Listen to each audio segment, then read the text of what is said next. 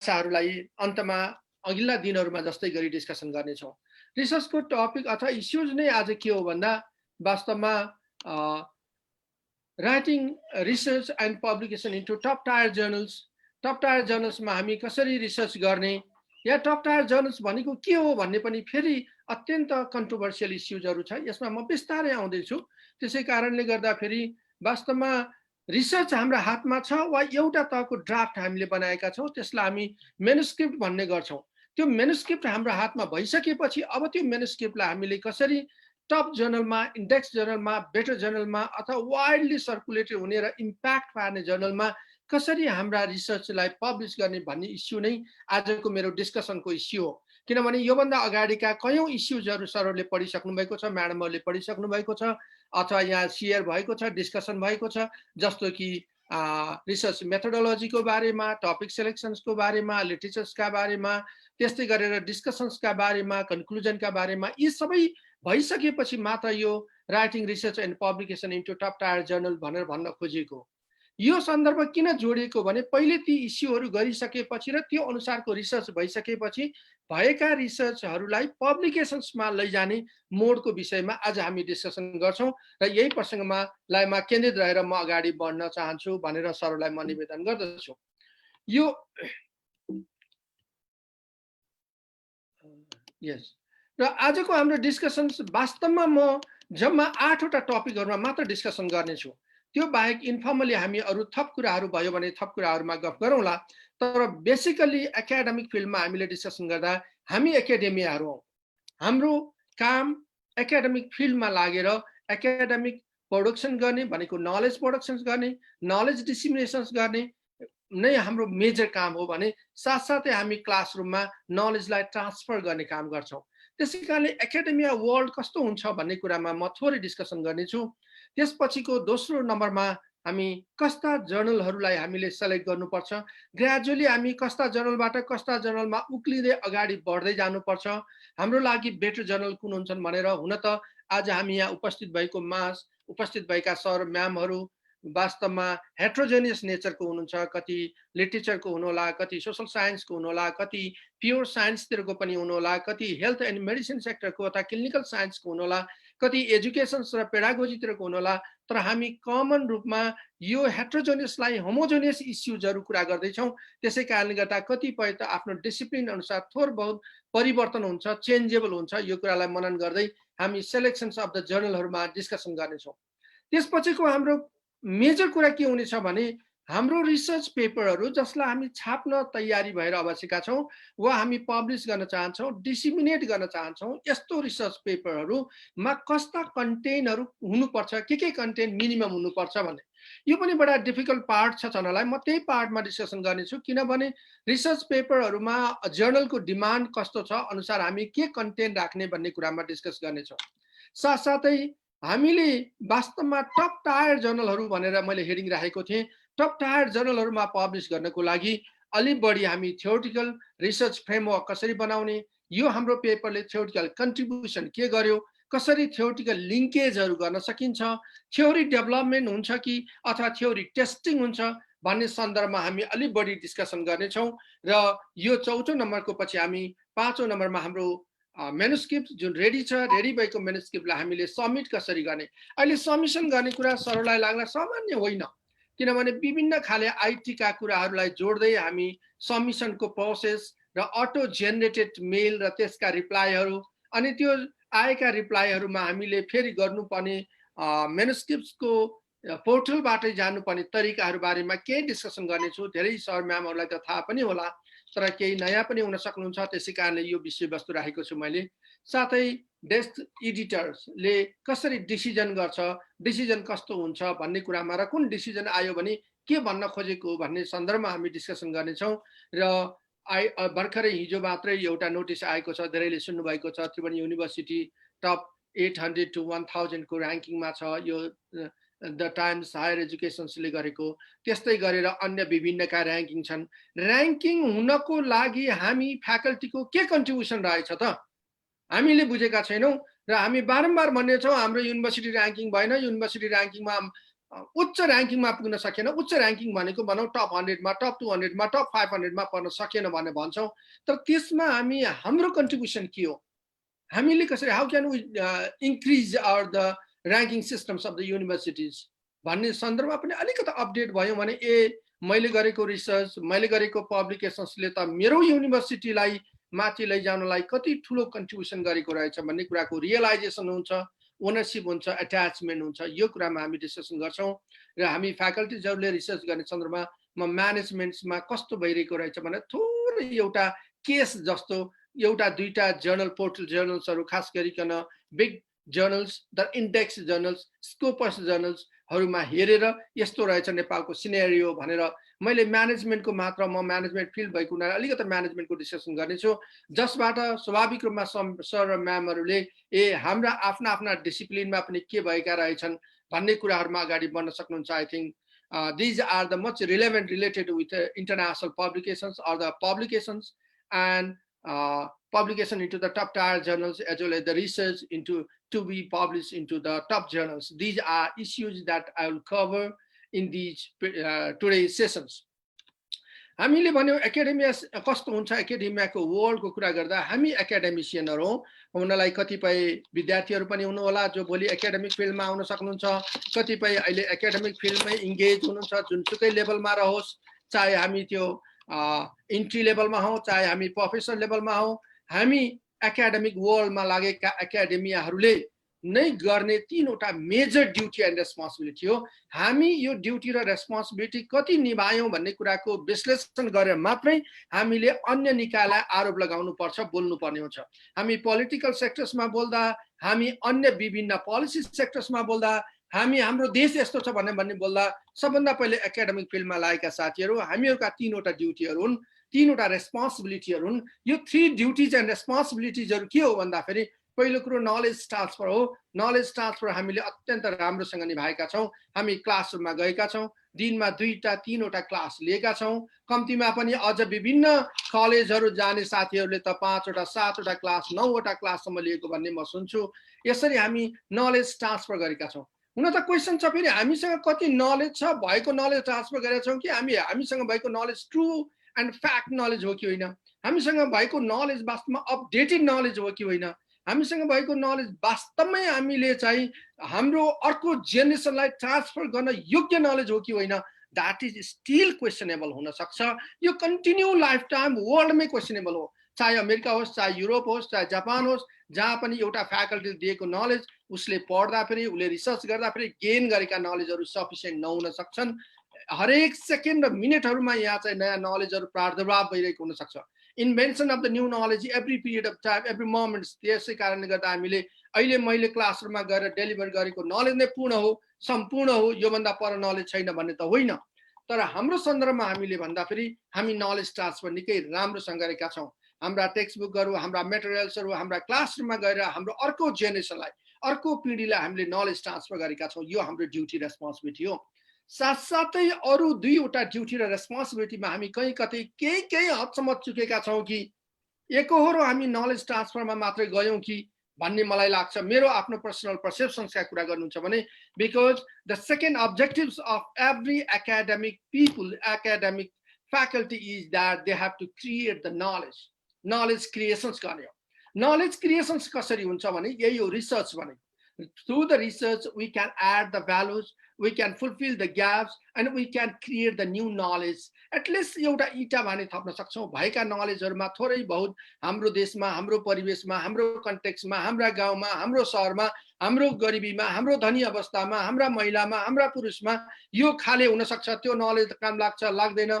Western सोसाइटीले बनाएको वा eastern सोसाइटीले बनाएको वा पश्चिममा बनेको वा दक्षिणमा बनेका जुनसुकै नलेज हुन्, त्यो नलेज हामीमा चाहिँ फिट छ कि छैन भने हामीले टेस्टेड गऱ्यौँ भने पनि हामीले थोरै नलेजहरू एड गरिरहेका छौँ। त्यस कारणले नलेज क्रिएसन्स गर्नु भनेको रिसर्च गर्नु हो। हामीले यो रिसर्चको सन्दर्भमा आज मलाई लाग्छ 5 दिन भयो सायद हामी कन्टिन्यू यो रिसर्चका कुराहरू गरिरहेका छौँ। यो भनेको नलेज क्रिएसन प्रोसेसका कामहरू गरेका छौँ। कसरी नलेज क्रिएसन्स गर्ने हो, कसरी अरूले क्रिएट गरेका नलेज टेस्टेड गर्ने हो र हामी कहाँ फिट हो होइन भनेर प्रमाणित गर्ने हो भन्ने कुराको डिस्कसन नै नलेज क्रिएसन हो। आज हामी यो जुन साथीहरू जसरी जम्मा भएका छौँ र जसरी यो काममा लागेका छौँ यसले के इन्डिकेट गर्छ भने अब हाम्रो फ्याकल्टिजहरू हाम्रा युनिभर्सिटीका सरहरू म्यामहरू अब नलेज ट्रान्सफर मात्र होइन नलेज क्रिएसन्सको लागि पनि उत्सुक भएर आइरहनु भएको छ नलेज क्रिएसन्सको लागि पनि लागि पर्नु भएको छ इन्डिभिजुअल इफोर्ट्स होला इन्डिभिजुअल डेडिकेसन्स होला किनभने इन्स्टिट्युसनली के छ त्यो अर्को कुरा भयो तर इन्डिभिजुअली हामी नलेज क्रिएसनका प्रोसेसहरूमा इन्भल्भ भएका छौँ भन्ने कुरा देखाउँछ यो खुसीको कुरा हो साथसाथै आजको डिस्कसन अझ बढी के हो भने नलेज क्रिएटेड गरिसक्नुभयो that means you completed your research you did the research and you have some मेनुस्क्रिप्ट्स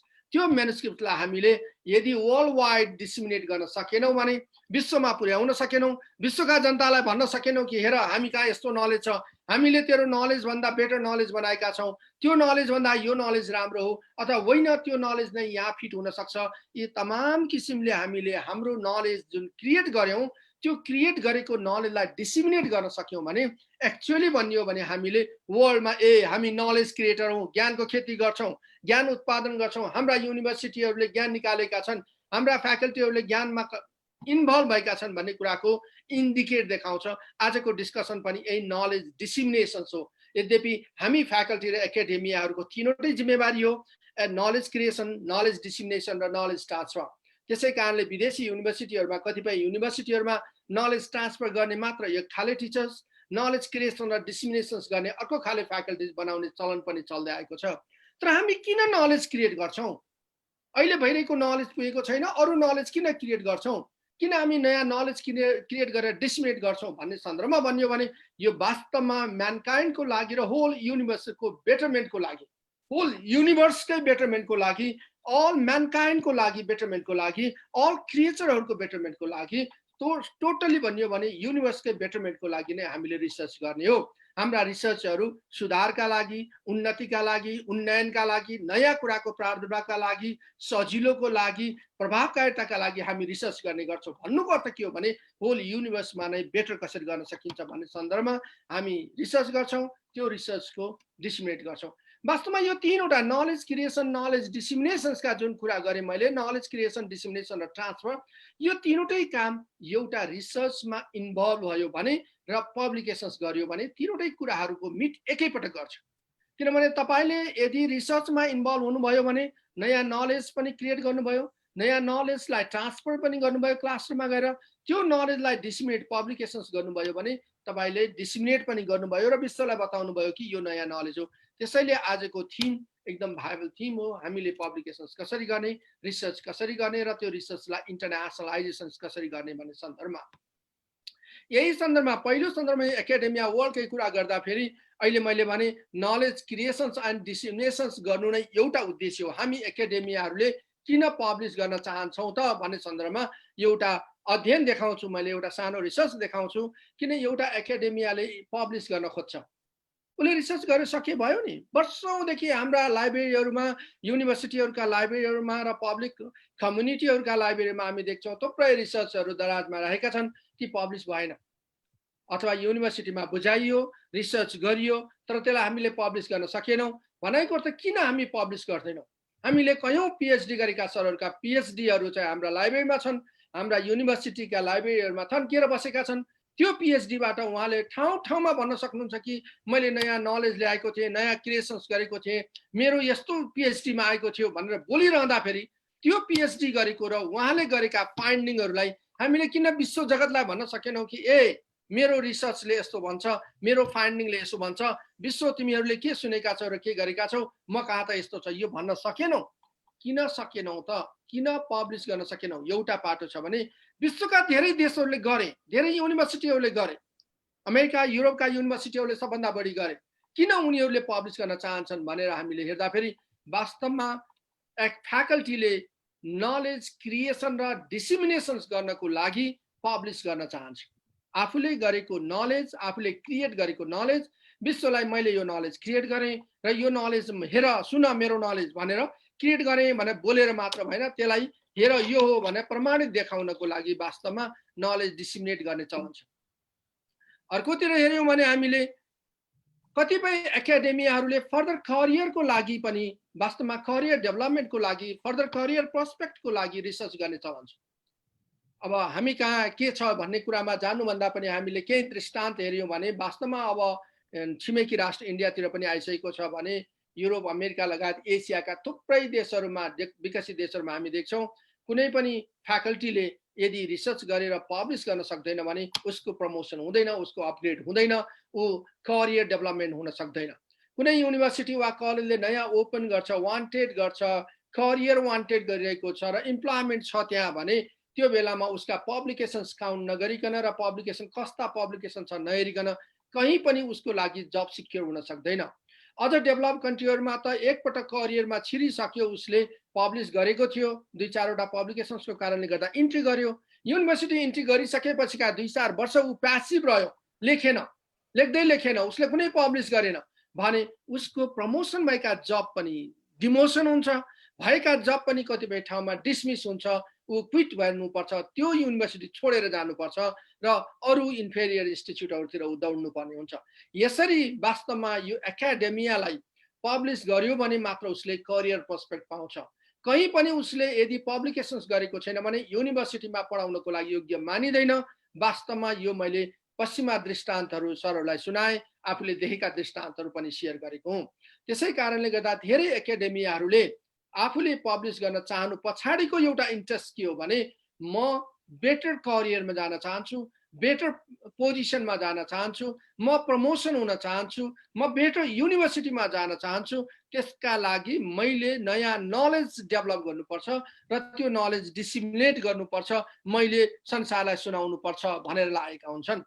कतिपय व्यक्तिहरू रिकग्निसन्सका लागि यो फिल्ड कसको हो, यो विषयमा को जानकार छ विश्वमै। अब विश्व हामीले भनिरहेका छौँ बारम्बार, विश्व एउटा सिङ्गल भिलेज हो, एउटा गाउँ हो। यहाँभित्र विश्वमा यो विषयमा कसले जानेको छ, यो विषयको ज्ञाता को हो, यसलाई कसले गर्न सक्छ, यो यो विषयमा कसले अलिकति हामीलाई इनपुट दिन सक्छ भनेर खोजी गर्नको लागि कसरी चिनिने, यसरी चिनिनु पर्यो कि हो त्यही हो, त्योभन्दा अर्को छैन भनेर चिनिनको लागि अथवा त्यसपछिका युन भनेर चिनिनको लागि निश्चित रूपले यो एकाडेमिक पब्लिकेसन्स गर्यो भने वर्ल्ड वाइड चिनिन्छ कि यसको रिकग्निसन हो। जस्तो म तपाईँलाई उदाहरणका लागि यहाँ दुईवटा व्यक्तिहरूको देखाउँदैछु। यी दुवैजना व्यक्ति नेपालमा आएका र नेपालमा बसेका असल नेपाली मित्रहरू हुनाले मैले यहाँलाई सेयर गर्न चाहेँ।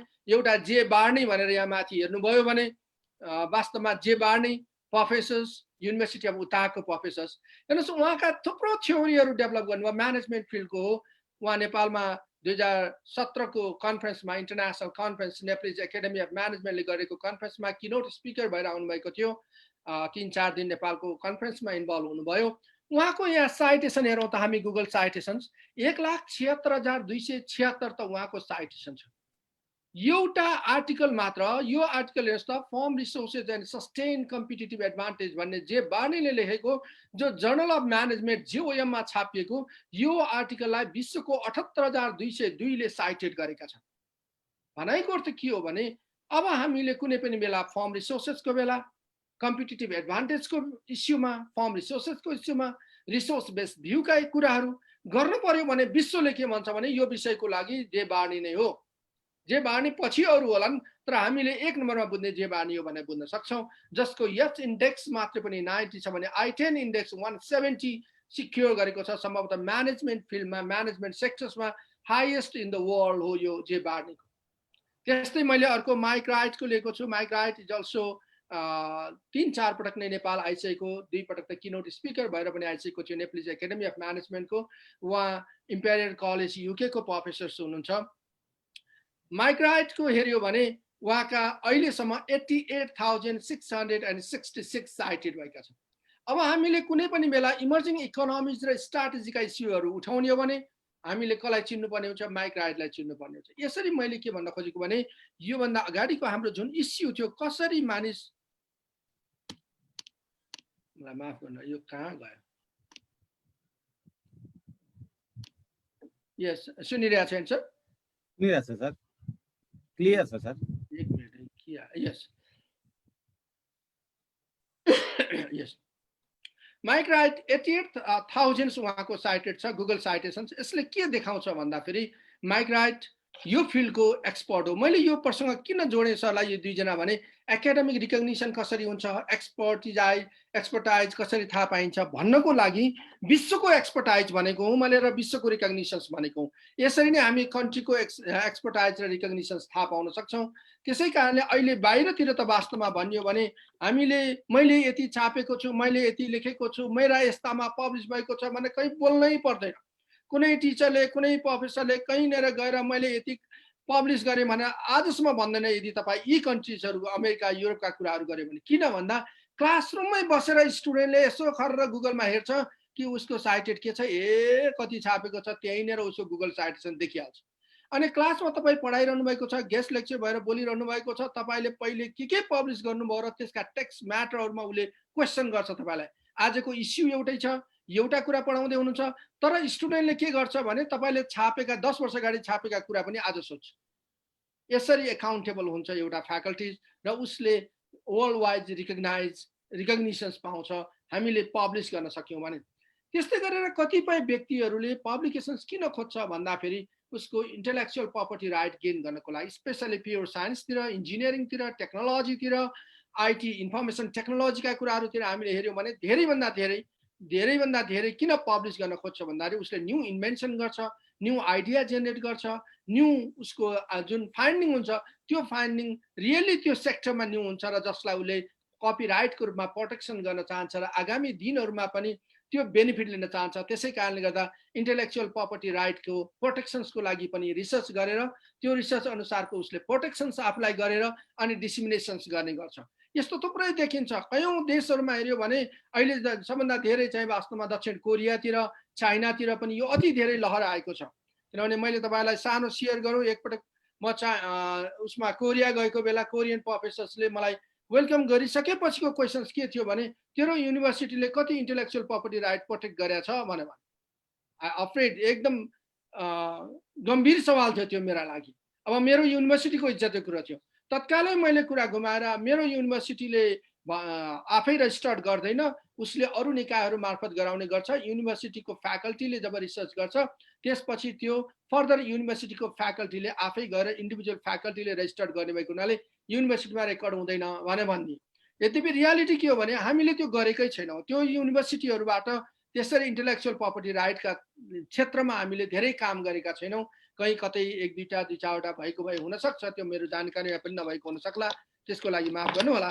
तर पनि बेसिकली यस्तो छैन भने त्यहाँका युनिभर्सिटीहरूले के एक वर्ष नै वर्षको प्लान गरेको हुन्छ कि this year will at least protect the 100+ intellectual property rights from this university भनेर वार्षिक प्लान बनाएको हुन्छ। यसरी इन्टेलेक्चुअल प्रपर्टी राइट प्रोटेक्सन गर्नको लागि पनि फ्याकल्टी इङ्गेज हुन्छ, तर त्यो फ्याकल्टी धेरैभन्दा धेरै सोसल साइन्स भन्दा प्योर साइन्सतिरको, इन्फर्मेसन टेक्नोलोजीतिरको र इन्जिनियरिङतिरको धेरै हुन्छ, किनभने त्यतातिरकाले इन्टेलेक्चुअल प्रपर्टी राइट प्रोटेक्सन्स गर्ने धेरै अवसर छ। यस्तै गरेर विश्व मार्केटमा रिसर्च गर्नको लागि वास्तवमा रिसर्च अप्लाई गर्नको लागि हामीले म यो रिसर्च गर्छु भनेर जब अप्लाई गर्यौँ भने such type of the organization always asks the questions to you, please send me your 1-2 publications that you have published, recent publications भन्छ। रेसेन्ट पब्लिकेसन पठाउनुहोस् भन्छ। त्यो रेसेन्ट पब्लिकेसन्स यदि हामीले तत्काल पठाउन सक्यौँ र त्यो रिसर्च पब्लिकेसन्सहरू निकै इम्प्रेसिभ भयो भने the funding institutes normally realize that, oh, this man is very great, he can do the research or she can do the research very well because of his research publications in previous days. Then they offer to you to do the research in your context and areas. हाम्रो एरियामा research गर्नको लागि international funding पाउन त पहिले हामीले research गरेर publish गरेका कुरा देखाउन सक्नु पर्यो। Then only they realize that this group of the peoples can do the better research and they offer to you the research projects. Therefore, funding गर्नको लागि पनि हामीले फन्डिङ पाउनको लागि पनि हामीले रिसर्च गर्नुपर्ने हुन्छ। हेर्नुहोस्, एउटा रिसर्च यही कुरालाई चाहिँ मेजर गर्नको लागि एउटा मेजरमेन्ट गरिएको थियो।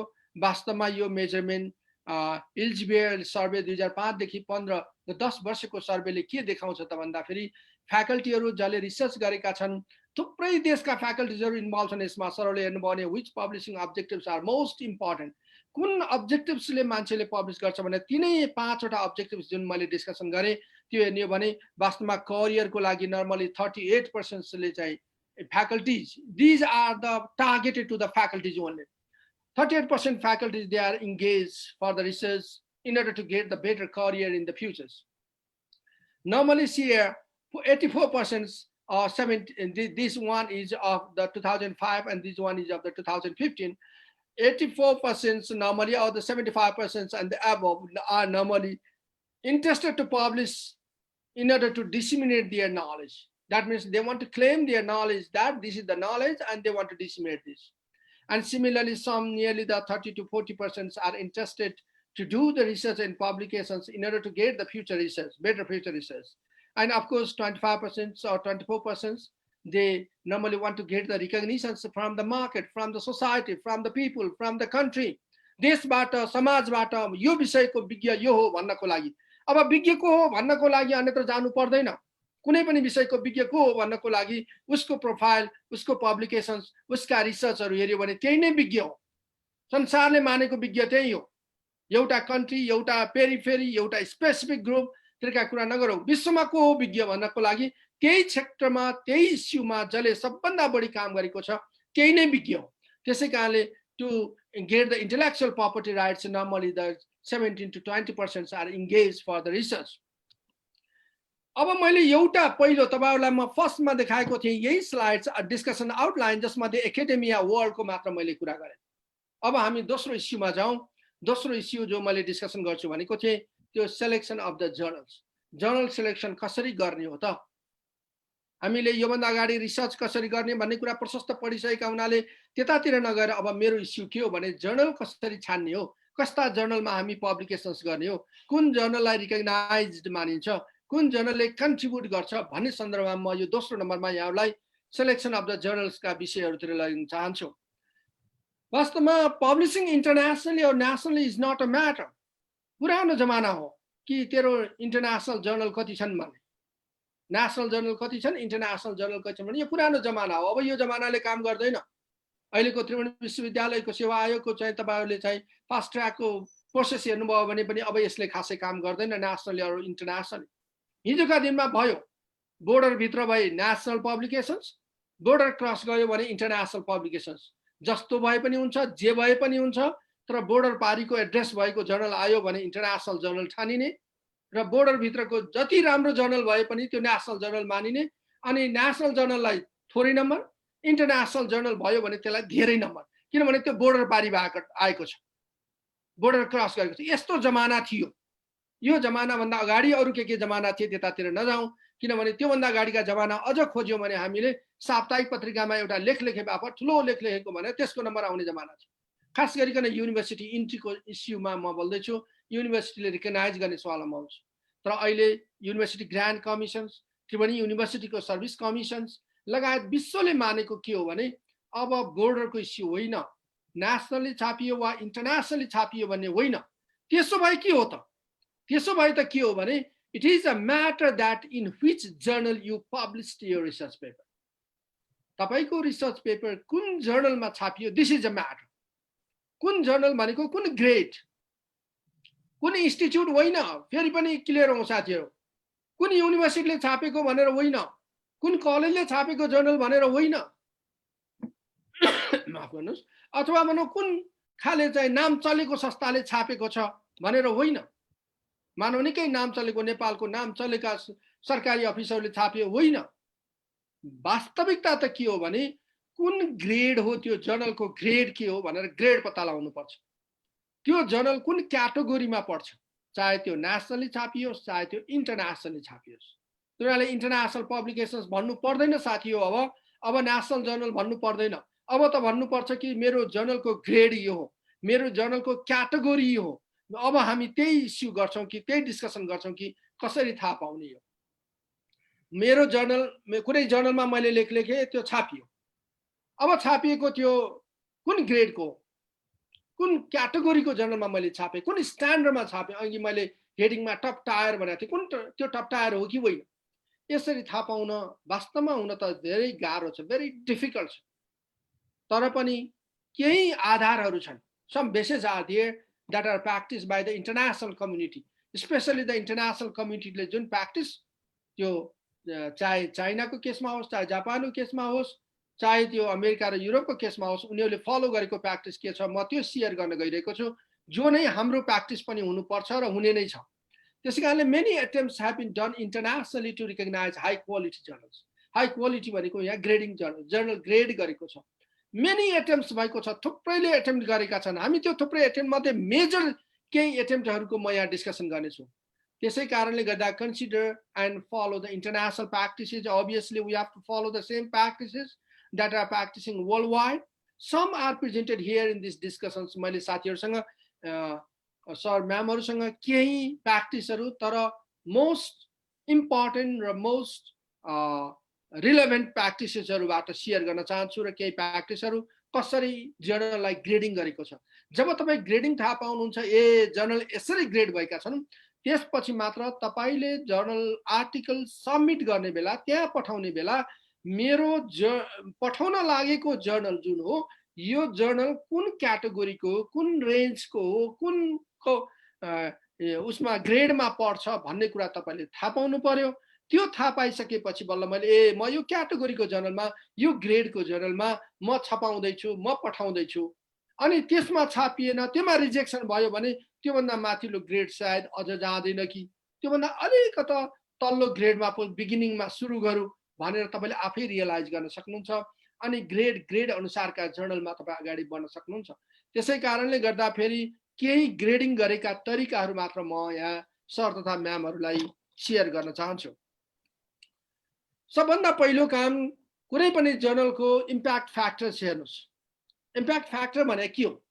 मैले यहाँ फर्मुला सहित इम्प्याक्ट फ्याक्टर कसरी क्याल्कुलेसन गर्छ भनेर भने, इम्प्याक्ट फ्याक्टर्स जस्तो एउटा जर्नल, मानौ एबीसीडी यो कुनै जर्नल हो, कुनै पनि जर्नल हुन सक्यो। यो जर्नलको इम्प्याक्ट फ्याक्टर 2019 को इम्प्याक्ट फ्याक्टर के हुन्छ?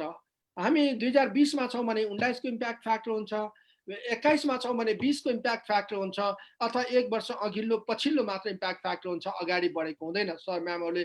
त्यसैकारणले 2020 को इम्प्याक्ट फ्याक्टर हुँदैन। 2020 क्रस गरे जब 21 मा जान्छौं, त्यसपछि बल्ल हामीले हाम्रो जर्नलको 2020 को इम्प्याक्ट फ्याक्टर के रहेछ भन्ने हुन्छ।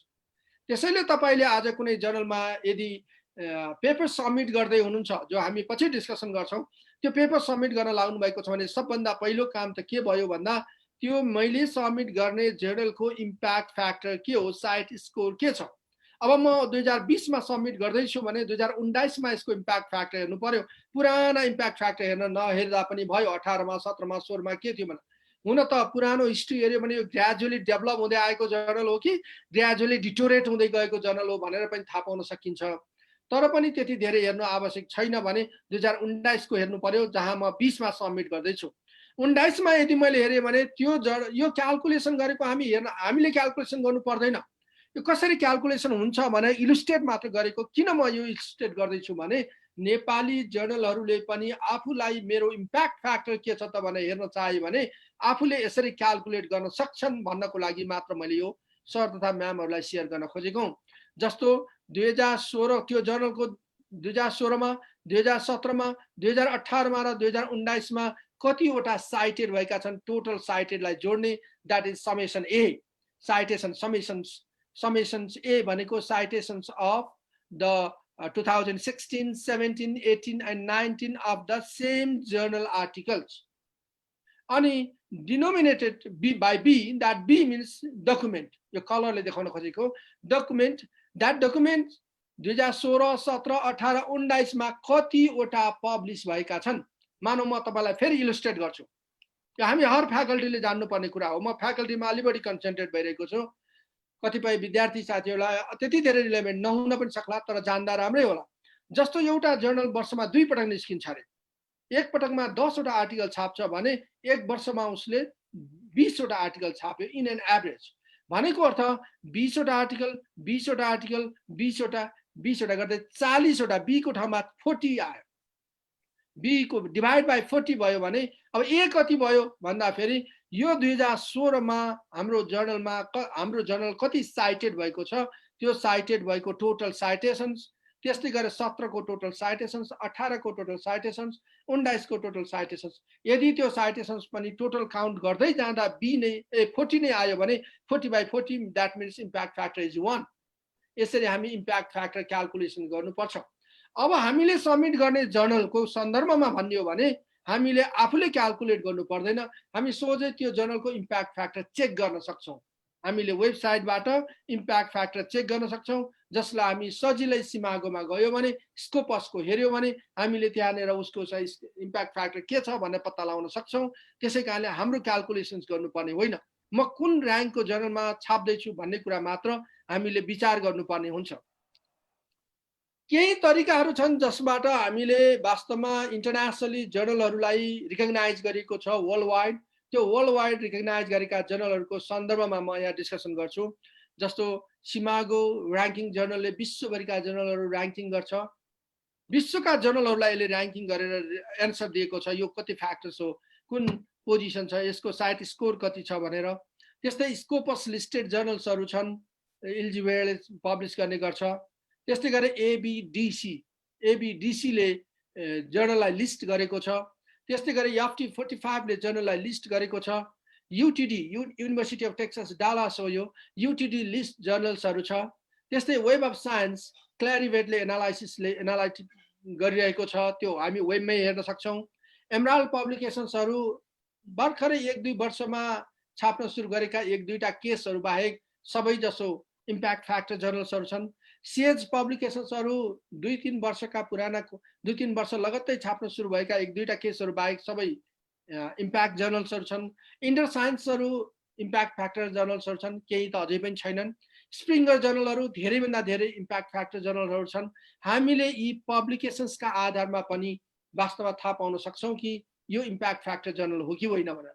म यिनको थोरै अब अलिकति डिस्कसन गर्छु फेरि एकदम सर्टमा।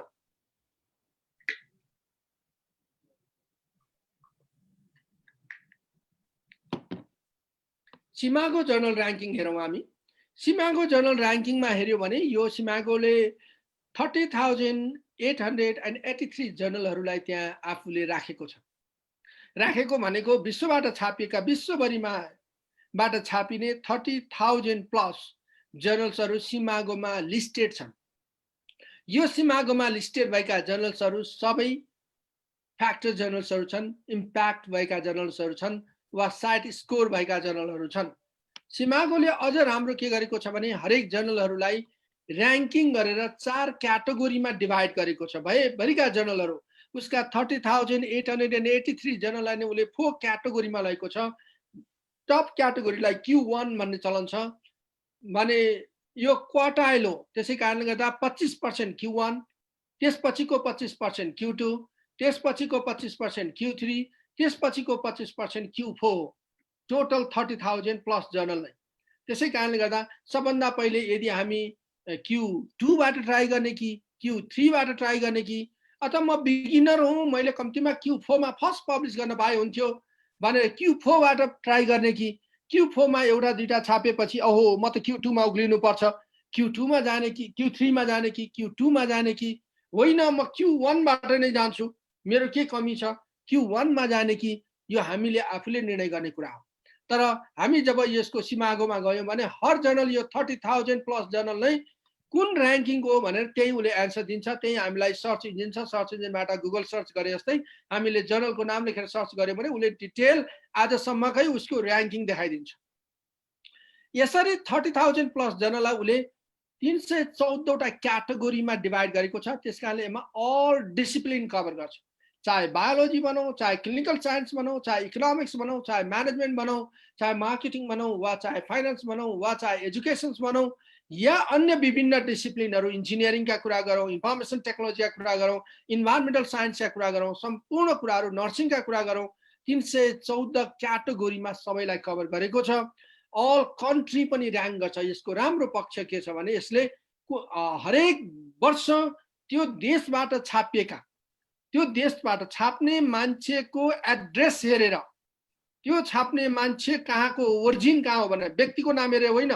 मेरो नाम यदि म अमेरिका पनि हुन सक्छु, जापान पनि हुन सक्छु, वा नेपाल पनि हुन सक्छु, तर मैले जब छापिसकेँ भने मेरो युनिभर्सिटीमा खुलाएको हुन्छु, त्यो युनिभर्सिटीबाट थाहा पाइन्छ कि म कहाँ छु हो। यसरी क्याटेगोरिकली कन्ट्री ऱ्याङ्क गर्ने गर्छ हर वर्ष फेरि।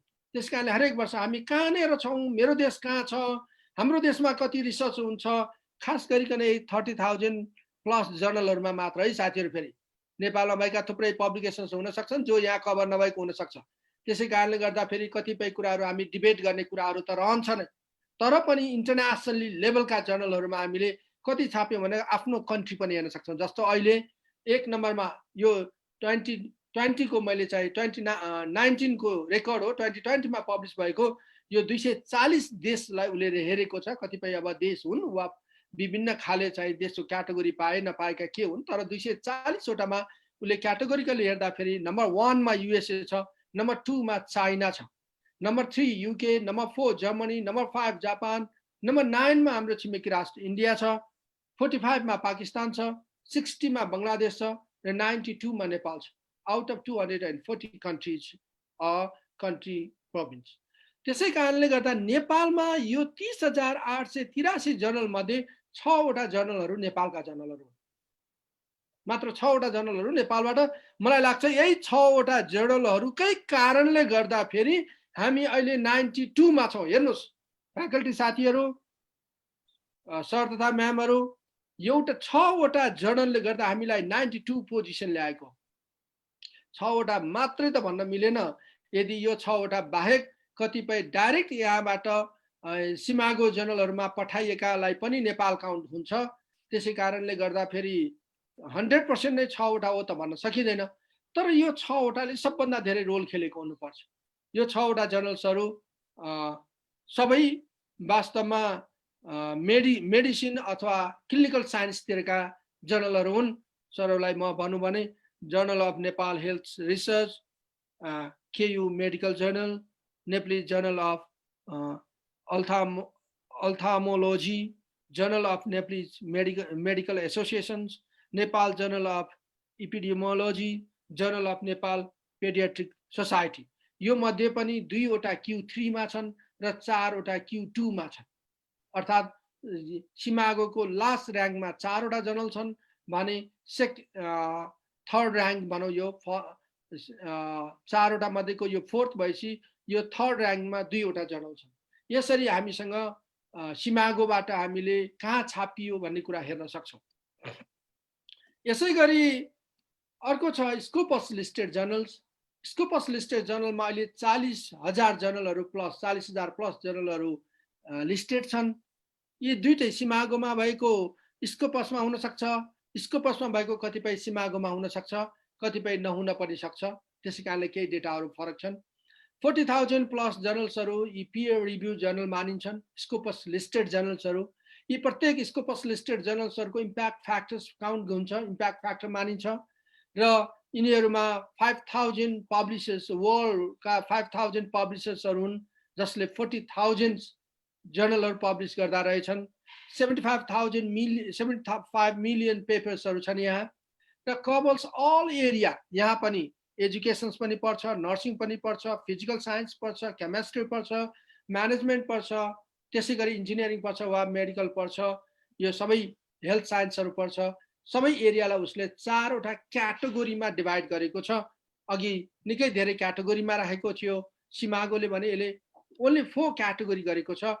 25% चाहिँ हेल्थ साइन्स क्याटेगोरीका जर्नलहरू छन् यसमा, 16% लाइफ साइन्सका छन्, 27% फिजिकल साइन्सका छन् भने 32% सोसल साइन्स छन्। र सम्पूर्ण डिसिप्लिन हामीले पढ्ने जुन फ्याकल्टीका डिसिप्लिनहरू ती डिसिप्लिनहरू सोसल साइन्सतिर राखेको छ यसले। चाहे त्यो ल होस् वा भनौँ ह्युमेनिटिजका सबै प्रोग्रामहरू, सबै कन्टेन्टहरू हुन् वा म्यानेजमेन्टका यी सबै सोसल साइन्सभित्र राख्ने गरिएको छ। त्यस्तै गरेर अस्ट्रेलियाले अस्ट्रेलियन बिजनेस डेनिस काउन्सिल भनेर एबिडिसी जर्नल बनाएको छ। यो एबिडिसी जर्नल लिस्टेड जर्नल्सहरू यो त्योभन्दा अझ क्याटेगोरिकली माथि आएको जर्नल्सहरू हुन् जसमा जम्मा जम्मी म्यानेजमेन्टका मात्र कभर गरेको छ। 2682 वटा जर्नललाई यसले र्याङ्क गरेको छ।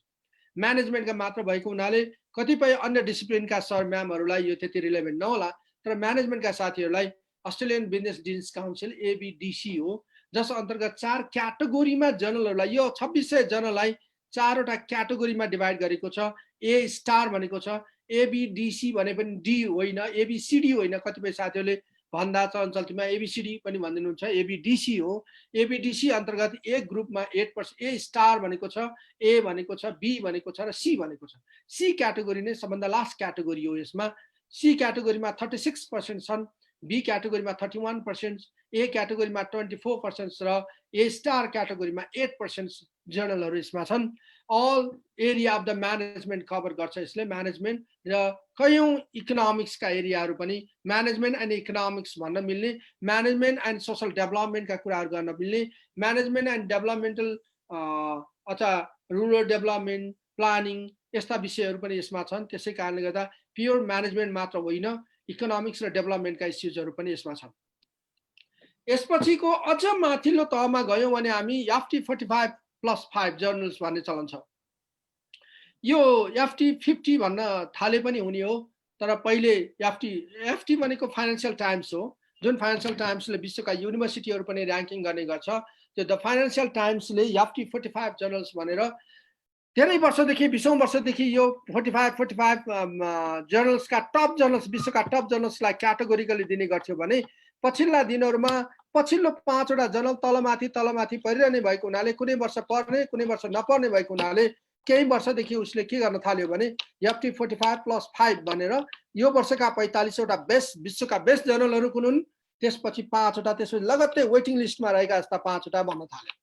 यसरी 45+5 भनेको यी सबै एरिया तर म्यानेजमेन्टका एरिया र इकोनोमिक्सका एरियामा कभर भएका छन्। यी टप र्याङ्कका जर्नल मानिन्छन्। यी जर्नल्सहरू निकै हाई प्रोफाइलका मानिन्छ र नर्मली म्यानेजमेन्ट फिल्डमा र इकोनोमिक्सका फिल्डमा त के पनि भनिन्छ भने वास्तवमा एउटा फ्याकल्टीले आफ्नो लाइफ टाइममा एकपटक एउटा आर्टिकल एफटी 45 मा छाप्न पाए मेरो जिन्दगी पुग्यो भनेर परिकल्पना गरेको हुन्छ भनेर पनि भन्ने गरिन्छ। भनेको अर्थ यी आर्टिकल्स, यी जर्नल्सहरू निकै उच्च कोटिका जर्नलहरू काउन्ट हुन्छन्। यसबाहेक अत्यन्त ठुलो पब्लिसर्स एउटा वेब अफ साइन्स छ जसलाई क्ल्यारिभेट एनालाइटिक्सले एनालाइसिस गर्ने गर्छ। यो वेब अफ साइन्समा वर्ल्डका लार्जेस्ट पब्लिसर हो, यो सिंगल पब्लिसर हो जसले 21,349 जर्नल्सहरू पब्लिस गर्ने गर्छ। यो वेब अफ साइन्सले विश्वका यसका आफ्ना जर्नल्सहरूलाई साइटेड पनि गर्ने गर्छ र साइटेड स्कोरहरू दिने गर्छ, जसलाई हामी सोशल साइन्स साइटेसन इन्डेक्स भन्ने गर्छौँ। सोशल साइन्सको एरियामा emerging source sciences citation index छ, त्यस्तै गरेर साइन्स साइटेसन इन्डेक्स छ। पहिले साइन्स साइटेसन इन्डेक्स थियो, पछि यसलाई एक्सपान्डेड गरियो। त्यसपछि arts and humanity citation index छ। अल एरियाज आर कभर, यसले कभर नगरेको भन्ने कुनै एरिया नै छैन। त्यसरी 21,000 प्लस जर्नल्स, आर्टिकलका कुरा गरेको होइन, जर्नल्सहरू यसले छाप्ने गर्छ। यसबाहेक पनि कयौँ अरू पब्लिसर्सहरूका जर्नल्सहरू उच्च कोटिका जर्नल्सहरू मानिन्छन्, जस्तो एमराल्ड जर्नल्स, खास गरिकन यो म्यानेजमेन्टमा अत्यन्त धेरै चलनमा छ। त्यस्तै सेट जर्नल्स, इन्डर साइन्स जर्नल्स र स्प्रिङ्गर जर्नल्स यी विश्वविख्यात जर्नल मानिन्छन्। यी जर्नलमा छापिएका सबै आर्टिकल्सहरू इम्प्याक्ट फ्याक्टर भएका, साइटेड भएका, साइट स्कोर भएका, त्यस्तै Q1 to Q4 मा पर्ने जर्नलहरू पर्छन्, तर एफटी 45 मा पर्छन् भन्न सकिँदैन। सबै त्यसै गरी नै एबिडिसीमा पनि सबै पर्छन् भन्न सकिँदैन। यस्ता जर्नल्सहरू हाई क्वालिटीका जर्नल्सहरू, टप टायर जर्नल्सहरू भनेर हामीले चिन्नुपर्ने हुन्छ। यो हामी किन डिस्कसन गरेका छौँ, यति धेरै जर्नलका बारेमा किन जान्न खोजिरहेका छौँ फ्याकल्टीले भन्दा सबै जर्नलसँग एउटा बेसिक कन्टेन्ट डिमान्ड गर्छन्। All journals have some basic content. त्यो कन्टेन्ट जुन डिमान्ड गर्छन् त्यो डिमान्डको कुरो डिस्कसन गर्नका लागि हामीले यो डिस्कसन गरेका छौँ। त्यसैले सर तथा म्यामहरू, हामी डिस्कसन आउटलाइनको दोस्रो सिलेक्सन अफ द जर्नल सकिसकेपछि अब रिसर्च पेपरमा के हुनुपर्छ त यस्ता जर्नलहरूमा छाप्नको लागि। फेरि पनि यस्ता जर्नलहरू जो हामी डिस्कसन गऱ्यौँ यी जर्नलहरूमा छाप्नको लागि सम बेसिक कन्टेन्टहरू हुन त सबैको एउटै हुने भएन। अघि मैले सुरुमै भने ती जर्नलहरू पनि साइन्स छ, क्लिनिकल साइन्स छ, इन्जिनियरिङ छ, आइटी छ, म्यानेजमेन्ट छ, ह्युमेनिटिज छ। त्यसै कारणले सबैलाई एउटै फर्मुला हुन सक्दैन, एउटै कन्टेन्ट यही नै हो भनेर हामी छुमन्त भन्न सक्ने अवस्थामा छैनौँ। तर पनि केही कन्टेन्टहरू समान छन्, सिमिलर छन्। एक्ज्याक्टली त्यो कुरालाई हामीले इग्नोर गर्न सक्दैनौँ। त्यो कुराहरू म डिस्कसन गर्दैछु जसलाई हामी basic content of research paper, research पेपरका कन्टेन्ट के हुनुपर्छ भन्ने कुरामा म डिस्कसन गर्न गइरहेको छु। वास्तवमा रिसर्च पेपरमा के हुन्छ, कुनै पनि रिसर्च पेपरमा हेऱ्यौँ भने सबभन्दा पहिलो कुरो त त्यसमा टाइटल हुन्छ। That is very common. हामी पढ्यौँ पहिलो दोस्रो दिन नै हाम्रो चाहिँ टाइटल सेलेक्सन्स गर्ने र टाइटल कस्तो बनाउनु पर्छ भन्ने कुरामै डिस्कसन थियो। अथर्सहरू अभियसली हुने नै भए। त्यसपछि अब्स्ट्र्याक्ट, कस्तो अब्स्ट्र्याक्ट लेख्नुपर्छ। सबै जर्नलहरूले अब्स्ट्र्याक्ट बिनाका जर्नलहरू रेयर कहीँ कतै कुनै होला नि, तर न त भने हामी विश्वको क्याटेगोरीमा हेऱ्यो भने अब्स्ट्र्याक्ट हुनैपर्छ, अब्स्ट्र्याक्ट बिनाको जर्नल हुँदैन, आर्टिकल हुँदैन। त्यस्तै गरेर इन्ट्रोडक्सन्स, ब्याकग्राउन्ड, अब कसैले इन्ट्रोडक्सन लेख्ला, कसैले ब्याकग्राउन्ड लेख्ला, बिगिनिङ। त्यस्तै गरेर इस्युजहरू, प्रब्लम्सहरू, ऱ्यासनलहरू, मेथड्सहरू, डिजाइनहरू, रिजल्ट्सहरू, इन्टरप्रिटेसनहरू, फाइन्डिङहरू, डिस्कसनहरू, समरी एन्ड कन्क्लुजनहरू, एक्नोलेजमेन्ट इफ एनी, र रेफरेन्सेस। यो सबै हामी रिसर्चमा पढिसक्यौँ। आजभन्दा अगाडिका सम्पूर्ण क्लासहरूमा हामीले यी सबै कुराहरू पढिसकेका छौँ। हामीले थेसिस लेखे बराबर भइसकेका छौँ, हामी एउटा रिसर्च गरिसके बराबर पढिसकेका छौँ। त्यो हाम्रो रिसर्च हातमा आइसक्यो भने बल्ल हामी चाहिँ पब्लिकेसनमा जाने भनेर मैले बिगिनिङमा सुरुमै बोल्दाखेरि बोलेको थिएँ। त्यसै कारणले हामी सबैको हातमा अब रिसर्च छ भन्ने ठानेर हामी कुरा गरौँ। सबैसँग रिसर्च भइसक्यो भने हामी यो फर्म्याटमा कम्तीमा जानुपर्ने हुन्छ। यो फर्म्याटमा यो अब्स्ट्र्याक्टलाई हामी डिटेलमा गयौँ भने, अब्स्ट्र्याक्ट जान्यौँ भने लगभग अब्स्ट्र्याक्टको सबै कुराहरू यस्तै हुन् भनेर यो यिनै अब्स्ट्र्याक्टमा आउने कुराहरूलाई नै यहाँ इन्क्लुड गरेको हुन्छ। त्यस कारणले म सबभन्दा पहिले अब अब्स्ट्र्याक्टबाट जान्छु, त्यसपछि अरूलाई म एकदम सर्टमा जान्छु, किनभने तपाईँहरू पढिसक्नु भएको छ। अब्स्ट्र्याक्ट योभन्दा अगाडि पढाइएन अथवा कसरी लेख्ने भनिएन, यद्यपि टोटल रिसर्च गरिसकेपछि रिसर्चको मिरर हो, ऐना हो यो। त्यो ऐनाबाट टोटल रिसर्च देखिनुपर्छ। त्यसै कारणले गर्दा रिसर्चमा भएका कन्टेन्टहरूको मेजर कन्टेन्टहरू के आउनुपर्छ त अब्स्ट्र्याक्टमा भन्ने कुरा नै अहम कुरा हो। अब्स्ट्र्याक्ट दुई किसिमको छन्। एउटा अब्स्ट्र्याक्टहरू स्ट्रक्चरल अब्स्ट्र्याक्टहरू छ, अर्को अब्स्ट्र्याक्टहरू प्याराफ्रेजिङ स्टाइलको अब्स्ट्र्याक्टहरू छ। स्ट्रक्चरल अब्स्ट्र्याक्टहरू खास गरिकन इमरानले हामीलाई स्ट्रक्चरल अब्स्ट्र्याक्ट सिकायो। यो सिकिसकेपछि हामी जुनसुकै खाले अब्स्ट्र्याक्ट लेख्न पनि जान्ने हुन सक्छौँ। त्यसै कारणले गर्दा म सर तथा म्यामहरूलाई कयौँ त धेरै दिग्गज पहिले पनि चाहिँ थुप्रै पब्लिस गरिसक्नुभएका सर म्यामहरू हुनुहुन्छ यहाँ, तैपनि म बिगिनर ठानेर फेरि के कुरा गर्दैछु भने यदि हामी स्ट्रक्चरल अब्स्ट्र्याक्ट लेख्न जान्यौँ भने अथवा एमरालको स्टाइलको अब्स्ट्र्याक्ट लेख्न जान्यौँ भने त्यसका केही हेडिङ मात्र हटाइदियो भने ठ्याक्कै फेरि प्याराफ्रेजिङ स्टाइलको अब्स्ट्र्याक्ट भन्न जान्छ, केही गाह्रो नै पर्दैन। केही कुराहरू दुई चारवटा शब्दहरू तलमाथि मात्र पार्नुपर्ने हुन्छ।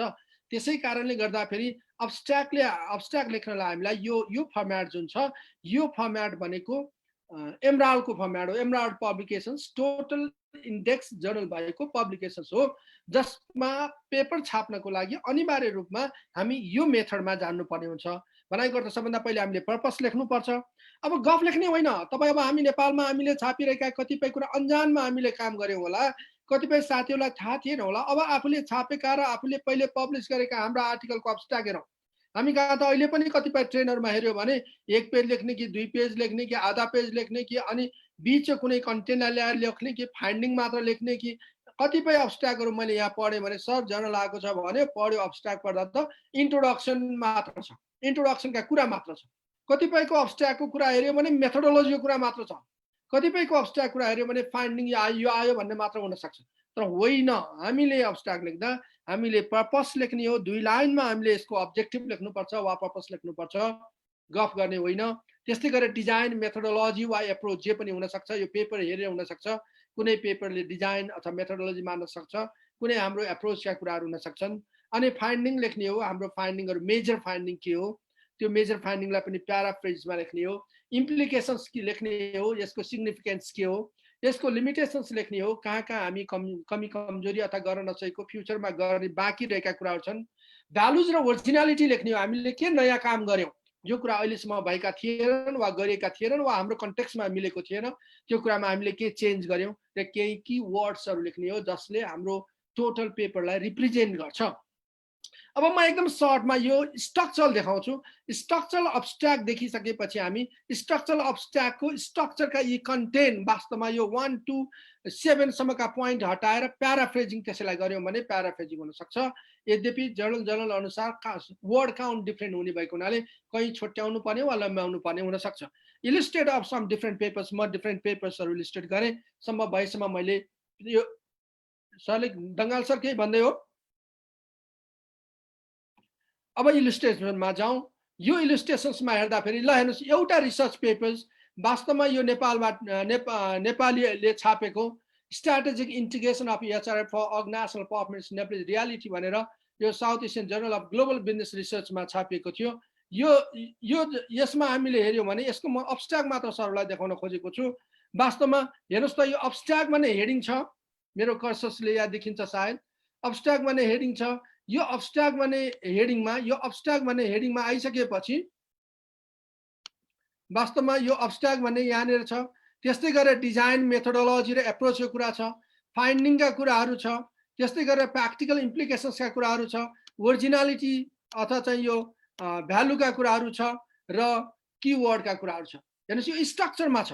यो स्ट्रक्चरमा लेख्न हामीले यदि सुरु गऱ्यौँ भने हामीलाई वास्तवमा अत्यन्त सजिलो हुन्छ। यही स्ट्रक्चर्स फलो गर्नु नै बिगिनिङमा सबभन्दा राम्रो तरिका हो भन्ने कुरा मलाई लाग्दछ। त्यस्तै गरेर म अर्को देखाएँ यहाँहरूलाई। अर्को यो पनि एमरालकै हो। यो एमरालको पेपरमा हेर्नुभयो भने यसमा पनि पर्पस छ। एकछिन है सर, म यो डिलिट गरेँ। यसमा हामीले हेऱ्यौँ भने पर्पस छ, त्यस्तै गरेर मेथोडोलोजी छ, फाइन्डिङ छ, रिसर्च इम्प्लिकेसन छ, प्र्याक्टिकल इम्प्लिकेसन छ, ओरिजिनालिटी एन्ड भ्यालुज भनेर छ। यसरी नै हामीले अर्को पेपरमा हेऱ्यौँ भने यो अर्को पेपरमा पनि वास्तवमा purpose, design, finding, practical implications, originality भनेर छ। भनाइको अर्थ के हो भने यदि हामी यो पेपरहरूको अब्स्ट्र्याक्ट लेख्न गयौँ भने त्यो स्ट्रक्चर फर्मेटलाई सम्झ्यौँ भने अत्यन्त सजिलो हुँदो रहेछ। यदि स्ट्रक्चरल फर्मेट नभएर प्याराफ्रेजिङ स्टाइलको रहेछ भने, जस्तो यो पेपर हेर्नुहोस्, international journal of business and performance म्यानेजमेन्टले छापेको थियो। योलाई हेऱ्यो भने यहाँ अब्स्ट्र्याक्ट भनियो तर प्याराफ्रेज गरियो। तर यो प्याराफ्रेजमा जति पनि हामी पढ्यौँ भने त्यही स्ट्रक्चरभित्रका कुरा बाहेक एक लाइन पनि दायाँ बायाँ तल माथि छैन। जस्तो म सरलाई भनौँ, यो this paper aim to identify objective छ, त्यसपछि मेथोडोलोजी छ। यसरी हामी जान सक्छौँ। यो यसरी नै हामीले हेर्नुभयो भने यो अर्को paper Asia Pacific journal of बिजनेसमा छापिएको, यसमा पनि हामीले aims to examine the effect भनेर सुरु गऱ्यौँ। भनेको अर्थ अब्जेक्टिभबाट सुरु गरिहाल्यौँ, अनि मेथोडोलोजी के छ, अनि फाइन्डिङ के छ बाट डिस्कसन्स, फाइन्डिङबाट अनि हाम्रो विकनेसेस के छ भनेर जान्छौँ। यसरी नै हामीले अर्को पेपरमा हेऱ्यौँ भने पनि प्याराफ्रेजिङ यसले 300 वर्डसम्म डिमान्ड गर्थ्यो। यसमा पनि अब एक लाइन हामीले चाहिँ यसको ब्याकग्राउन्ड मान्यौँ, किन 300 वर्ड चाहिन्थ्यो। त्यसपछि हामी this study aims to examine दबाट हामीले चाहिँ अब्जेक्टिभमा गइहाल्यौँ। यसरी स्ट्रक्चरले हामीलाई के सिकाउँछ भन्दाखेरि जहिले पनि स्ट्रक्चरको मेथडबाट लेख्न जान्यौँ भने जुनसुकै खाली जर्नलका लागि पनि हामी अब्स्ट्र्याक्ट लेख्न जान्छौँ। जस्तो यो हामीले चाहिँ हेऱ्यौँ भने यो टप जर्नल थियो, यो एकाडेमी अफ म्यानेजमेन्टको जर्नल थियो। यसमा 250 वर्ड चाहन्थ्यो। यस 250 वर्डमा भित्र रहने गरी अब्स्ट्र्याक्ट लेखियो। तर त्यो अब्स्ट्र्याक्ट त्यही स्ट्रक्चरभित्रका कन्टेन्टहरू मात्र राखियो। अब अब्स्ट्र्याक्ट लेखिसक्ने काम जहिले पनि लास्टमा गर्ने हो हुनलाई, कहिले पनि सुरुमा अब्स्ट्र्याक्ट लेखिँदैन। किनभने त्यहाँ फाइन्डिङ पनि हुँदो रहेछ, त्यहाँ लिमिटेसन पनि हुँदो रहेछ, त्यहाँ चाहिँ हाम्रो मेथोडोलोजी पनि हुँदो रहेछ, त्यहाँ हाम्रो अब्जेक्टिभ पनि हुँदो रहेछ, त्यहाँ हाम्रो भ्यालु, हामीले के नयाँ कुरा गऱ्यौँ भन्ने कुरा पनि हुँदो रहेछ। यी सबै कुरा हुनुपर्छ भन्नको लागि त हाम्रो पेपर लेखिसक्यो भने त्यसपछि मात्र हामी अब्स्ट्र्याक्ट लेख्न सुरु गर्ने हो।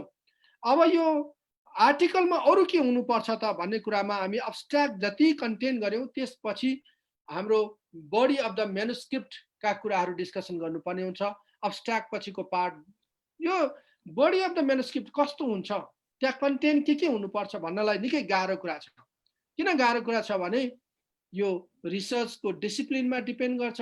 नेपाली लिटरेचरले के डिमान्ड गर्छ, कसरी चाहिँ उसको स्टाइल खोज्छ, इङ्ग्लिसले कसरी गर्छ, इन्जिनियरिङमा कसरी हुन्छ, आइटीमा कसरी हुन्छ, म्यानेजमेन्टमा कसरी हुन्छ, म्याथमेटिक्समा के कन्टेन्ट हुन्छन् भन्ने कुरा सबैलाई यहाँ एउटै बास्केटमा हालेर यही हुन्छ भन्न सकिँदैन। यो युनिभर्सल फ्याक्ट होइन।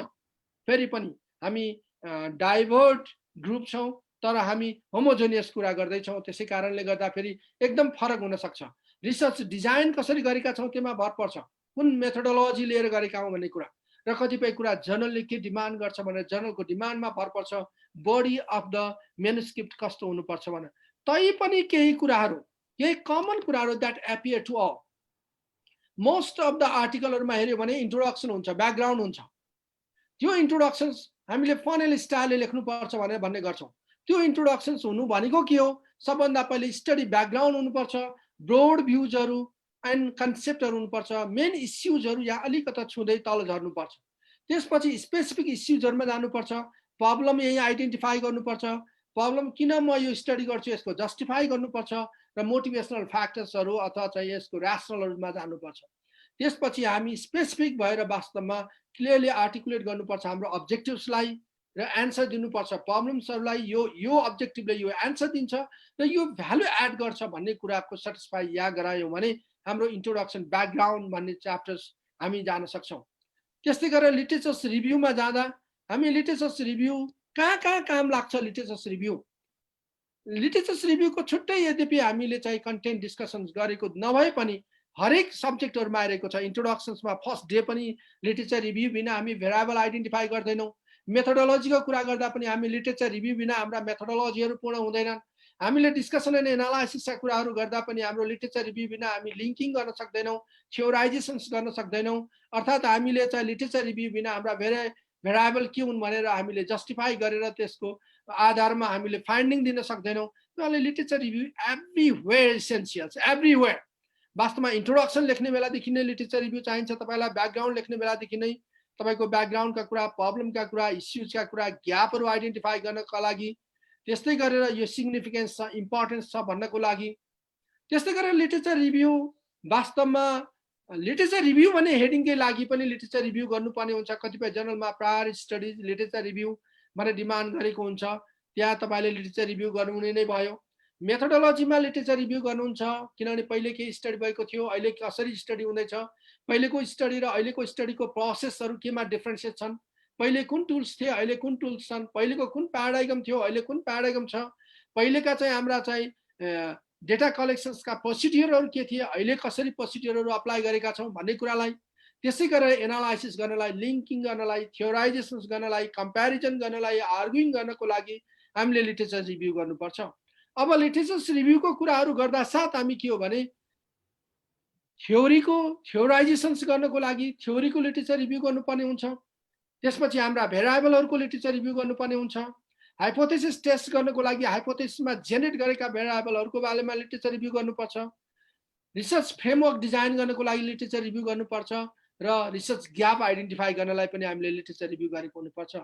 लिटरेचर रिभ्यूमा वास्तवमा यहाँ यो प्रसंगमा आउनुपर्ने होइन, तैपनि मैले यहाँ थप भन्न खोजेको लिटरेचर रिभ्यूमा हामी टु स्टाइल छन्। यद्यपि मेथड्सहरु थुप्रै मेथड्सहरु छन्, सिस्टमेटिक मेथड्सहरु, अनसिस्टमेटिक मेथड्सहरु, सेमी सिस्टमेटिक मेथड्सहरु लगायत थुप्रो मेथड्सहरु अहिले डेभलप भएको छ लिटरेचर रिभ्यू गर्नलाई। तर पनि स्टाइलहरु भन्यो भने दुईटा स्टाइल हुन्। एउटा डाइरेक्ट कोड गर्ने हो, जहाँ हामीले जस्तो यहाँ हेर्यौं डाइरेक्ट कोड गरेको इन्भर्टेड कमा भित्र राखेर डाइरेक्ट कोड गर्यौं कोलिन्स एन्ड ह्यास्नीको 2009 को, अनि यसको पेज नम्बर दिनै पर्ने हुन्छ। यदि हामी प्याराफ्रेजिङ स्टाइलमा गयौं भने पनि दुई किसिमको प्याराफ्रेजिङ स्टाइल गर्न सक्छौं। पहिलो स्टाइल प्याराफ्रेजिङ स्टाइलमा हामीले the availability of the data भनेर लास्टमा अथर्सलाई राखेर हामीले उसको मेजर यो प्याराफ्रेजिङ गरेको थियो। उनीहरूले डाइरेक्ट कोड होइन, हामीले यो डाइरेक्ट कोडको चेन्जेस गरेका छौं, तर भाषा तोडमोड गर्ने, भाषामा चेन्जेस गरेका छौं, आशयमा तोडमोड गर्ने होइन। सेम आशय, उही तर्क, उही विचारलाई नै हामीले भाषामा परिवर्तन गरेर ल्याएका छौं। यो प्याराफ्रेजिङ गर्दा भने अर्को स्टाइल सुरुमै अथरलाई लेखेर तर इयरलाई ब्र्याकेटमा राखेर पनि जान सक्छौं। यो लिटरेचर रिभ्यूका स्टाइल्सहरु हुन्। अब हाम्रो बडी अफ द पेपर्समा वास्तवमा मेथोडोलोजी यो डिस्कसन भइसकेको छ। योभन्दा अगाडि एनालाइसिस एन्ड डिस्कसन्स पनि डिस्कसन भइसकेको छ। अब मैले यहाँ थप गर्दैन।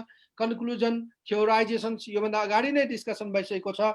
रेफरेन्सेसहरु वास्तवमा हामी म्यानेजमेन्टमा, पार्टिकुलरली म्यानेजमेन्टमा, यद्यपि लिटरेचर्समा फरक प्र्याक्टिस छ, लिटरेचरमा फरक प्र्याक्टिस हुँदा हुँदै पनि मैले म्यानेजमेन्टका साथीहरु धेरै हुनुहोला भनेर उहाँहरुलाई भनेको छु कि यो हामी एपीए को 6 वा 7th एडिसन्सको एपीए फर्म फलो गर्छौं। स्लाइडली चेन्ज छ 6 र 7 मा, त्यो हुनाले 6 हामीले वर्षौंदेखि भन्दै आएको 6 नै जान्दा पनि भयो। साइटेसन्स किन गर्ने भन्ने कुराको तर्क क्लियर छ कि हामीले क्रेडिट अरूलाई क्रेडिट दिनको लागि, हाम्रो रेफरेन्सेस इजी गराउनको लागि, कहाँबाट ल्याइएको भन्नको लागि, speed of the knowledge and the validity of the argument, हाम्रा आर्गुमेन्टहरुलाई भ्यालिड गर्नको लागि, डेप्थ र ब्रेथमा हामीले स्टडी गर्नको लागि र स्ट्यान्डर्डाइज फर्मेट गर्नको लागि पनि एकाडेमिसियन्सहरुले जहिले पनि रेफरेन्सेस बिनाको चाहिँ एकाडेमिक प्रोड्युस गर्दैनन्। अब हामी फेरि अर्को 4th नम्बरमा आयौं बल्ल। दंगाल सर, हामीले धेरै समय लियौं कि ठिकै छ? हैन, ठिकै छ सर, ठिकै छ। सरलाई कति समय कम्फर्ट हुन्छ sir? Please go ahead sir. हजुरलाई कम्फोर्ट हुने टाइम लिन सक्नुहुन्छ सर।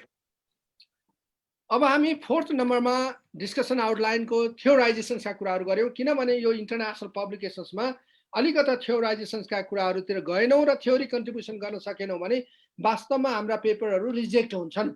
अब म किन रिजेक्ट हुन्छन् भन्ने कुरा हाम्रो डेस्क 6 नम्बरमा छ, त्यहाँ पनि डिस्कसन गर्नेछु। त्यसै कारणले गर्दा अलिकता थियोराइजेसन्स गर्ने सवालमा डिस्कसन गरौँ। थ्योरी के हो? थ्योरी के हो भन्ने सन्दर्भमा हेऱ्यो भने वास्तवमा हामी म्यानेजमेन्टका स्कलरहरूले थुप्रै थ्योरीहरू पढेका छौँ, सोसल साइन्सले थुप्रै थ्योरी पढेको छ।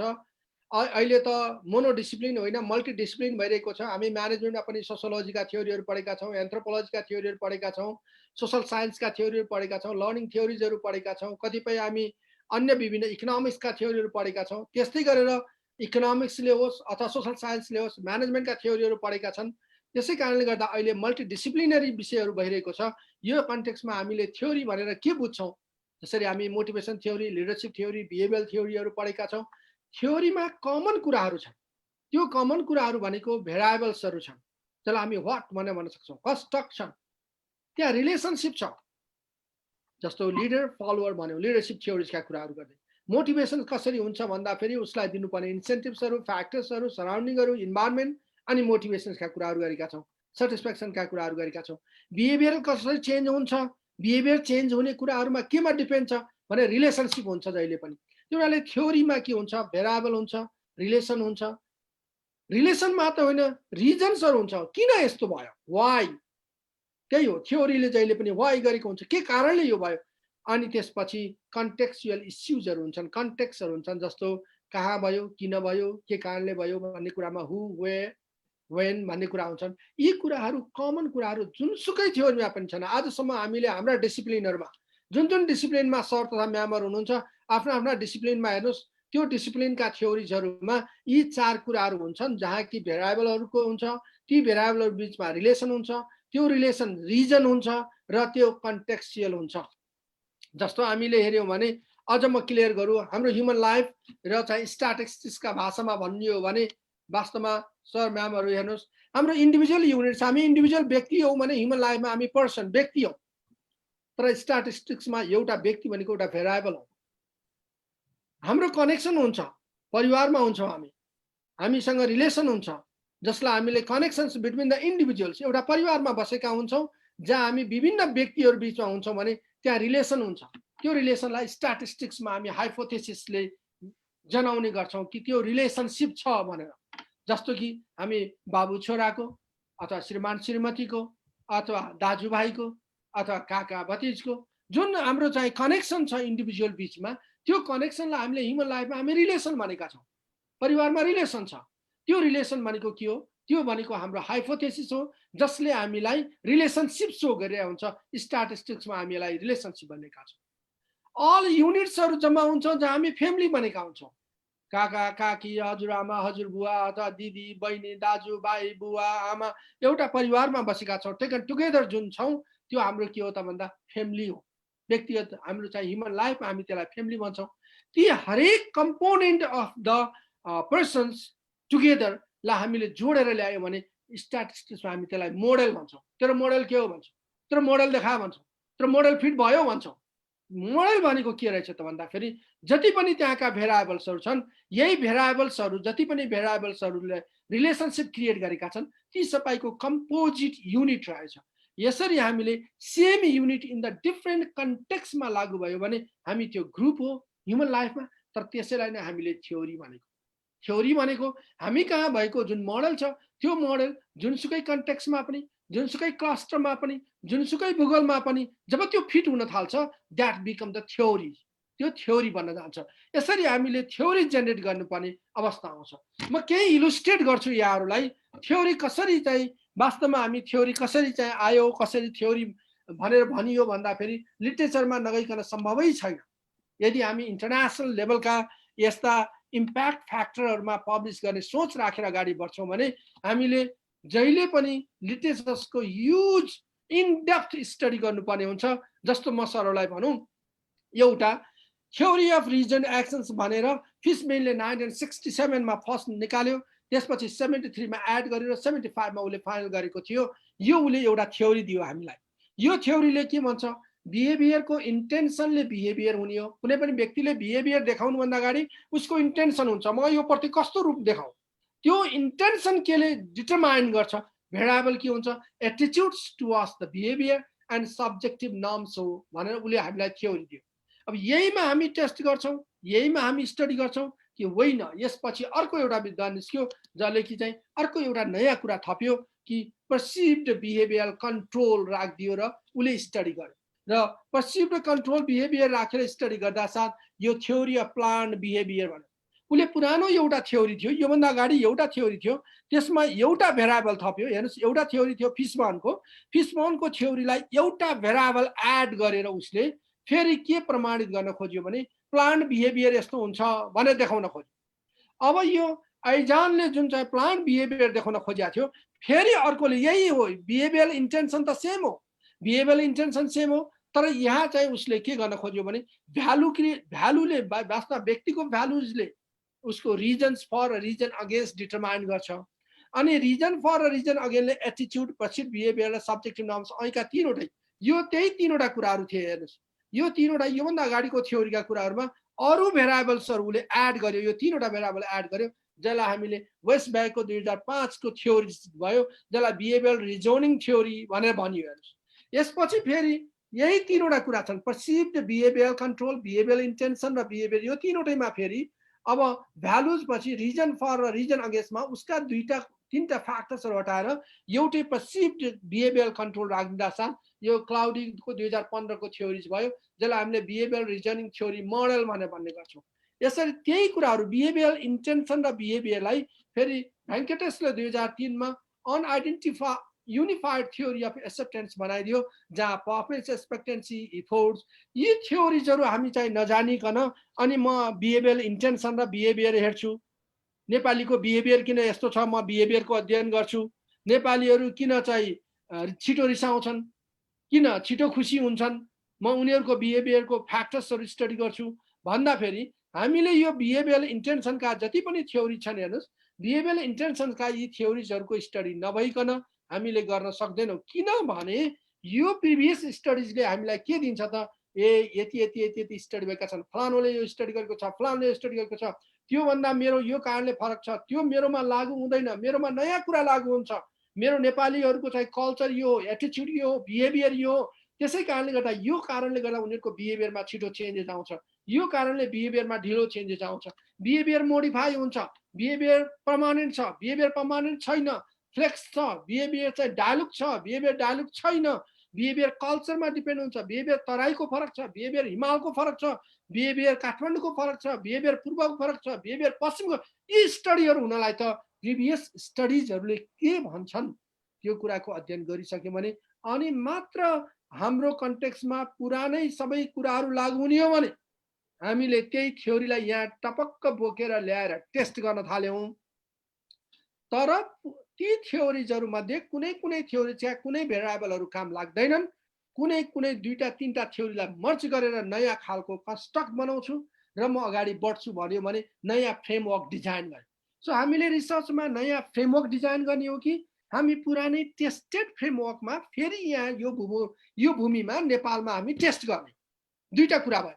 एउटा कुरा त के भयो, फेरि पनि सर म्यामलाई म भनौँ, दुईटा कुरा मध्ये एउटा कुरा त भयो, अरूले गरेको थ्योरीलाई यहाँ ल्याएर टेस्ट गरेर त्यो थ्योरी हामी कहाँ ठिक छ छैन, लागु हुन्छ हुँदैन, त्यो थ्योरी यस्तो रहेछ हाम्रो कन्टेक्स्टमा भन्ने मात्र।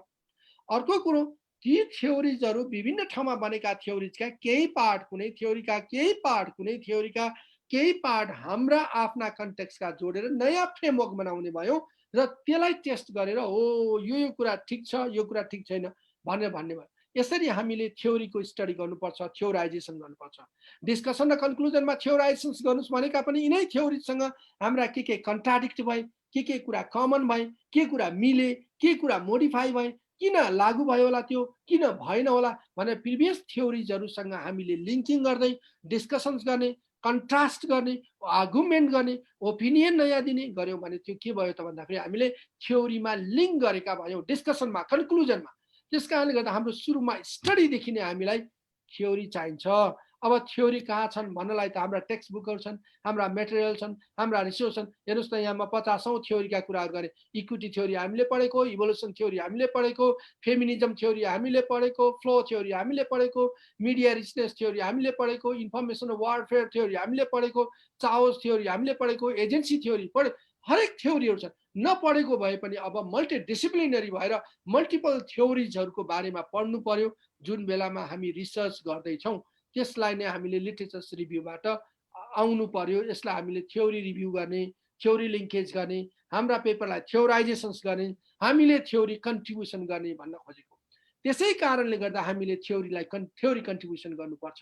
हामीले थ्योरी कन्ट्रिब्युसन गर्नु भनेको सबभन्दा पहिलो कुरो त स्टडी स्टडी स्टडी नै रहेछ। Theory of your area, research area, हाम्रो टपिक रिलेटेड कुरामा अध्ययनै गर्नुपर्ने रहेछ। हाम्रो अध्ययन कमी छ, हाम्रो अध्ययन पुगेको छैन। सायद मैले हाम्रो भने मेरो भन्न खोजेको होला, सर म्यामहरूले पनि त्यो रियलाइसेन्स गर्नु होला। हाम्रो अध्ययन थ्योरीको अध्ययन हुनु पर्यो। त्यसपछि हामीले एक्जिस्टिङ थ्योरीलाई इम्प्रुभमेन्ट गर्ने हो कि हाम्रो कन्टेक्स्टमा कयौँ थ्योरी फिट हुँदैनन्। हामीले क्लासरुममा पढाउँदा पनि विद्यार्थीलाई अहिलेदेखि भन्नुपर्ने हुन्छ, कयौँ थ्योरी हामी पढाउँछौँ, हाम्रो कन्टेक्स्टमा त्यो थ्योरी हो र भन्ने लाग्छ। त्यो भन्दाखेरि हामीले क्लियर गर्नुपर्छ एज ए फ्याकल्टी, यो फलानो देशको फलानो ठाउँमा यसरी जेनेरेट भएको थ्योरी हो, जुन थ्योरी अहिले हामी कहाँ लागू नहुन पनि सक्छ। तर यो थ्योरी हामीले किन पढेको भन्दाखेरि यस्तै थ्योरी तिमीहरूले पनि भविष्यमा जेनेरेट गर्नुपर्छ भन्नको लागि पढेको, र यो थ्योरीले देखाएको कतिपय कुराहरू सपोर्टिङ पनि हुन्छन्, ब्याकअप पनि हुन्छन् भनेर पढेको। त्यसै कारणले गर्दाखेरि कतिपय थ्योरीहरू हामीले एड गर्न सक्छौँ, कतिपय कुराहरू थ्योरीभित्रका भेरिएबल हामीले डिलिट गर्न सक्छौँ। हाम्रो कन्टेक्स्टमा यो रिलेभेन्ट छैन भने हटाइदिन सक्छौँ र कन्ट्रिब्युसन गर्न सक्छौँ कि हाम्रो ओरिजिनालिटी, युटिलिटी, हाम्रो करेक्सन, हाम्रो मोडिफिकेसन्स, हाम्रा चेन्जेसहरू र हाम्रो कन्टेक्स्टमा नयाँ थ्योरीहरू हामीले जेनेरेट गर्न सक्छौँ भन्ने मलाई लाग्छ। यसरी हामी 1, 2, 3, 4वटा कुराको डिस्कसन्स गऱ्यौँ। अब हाम्रो अझै पनि कन्टेन्टको एउटा मेजर पार्ट के हो भने वास्तवमा मेनुस्क्रिप्ट सबमिसनको पार्ट हो।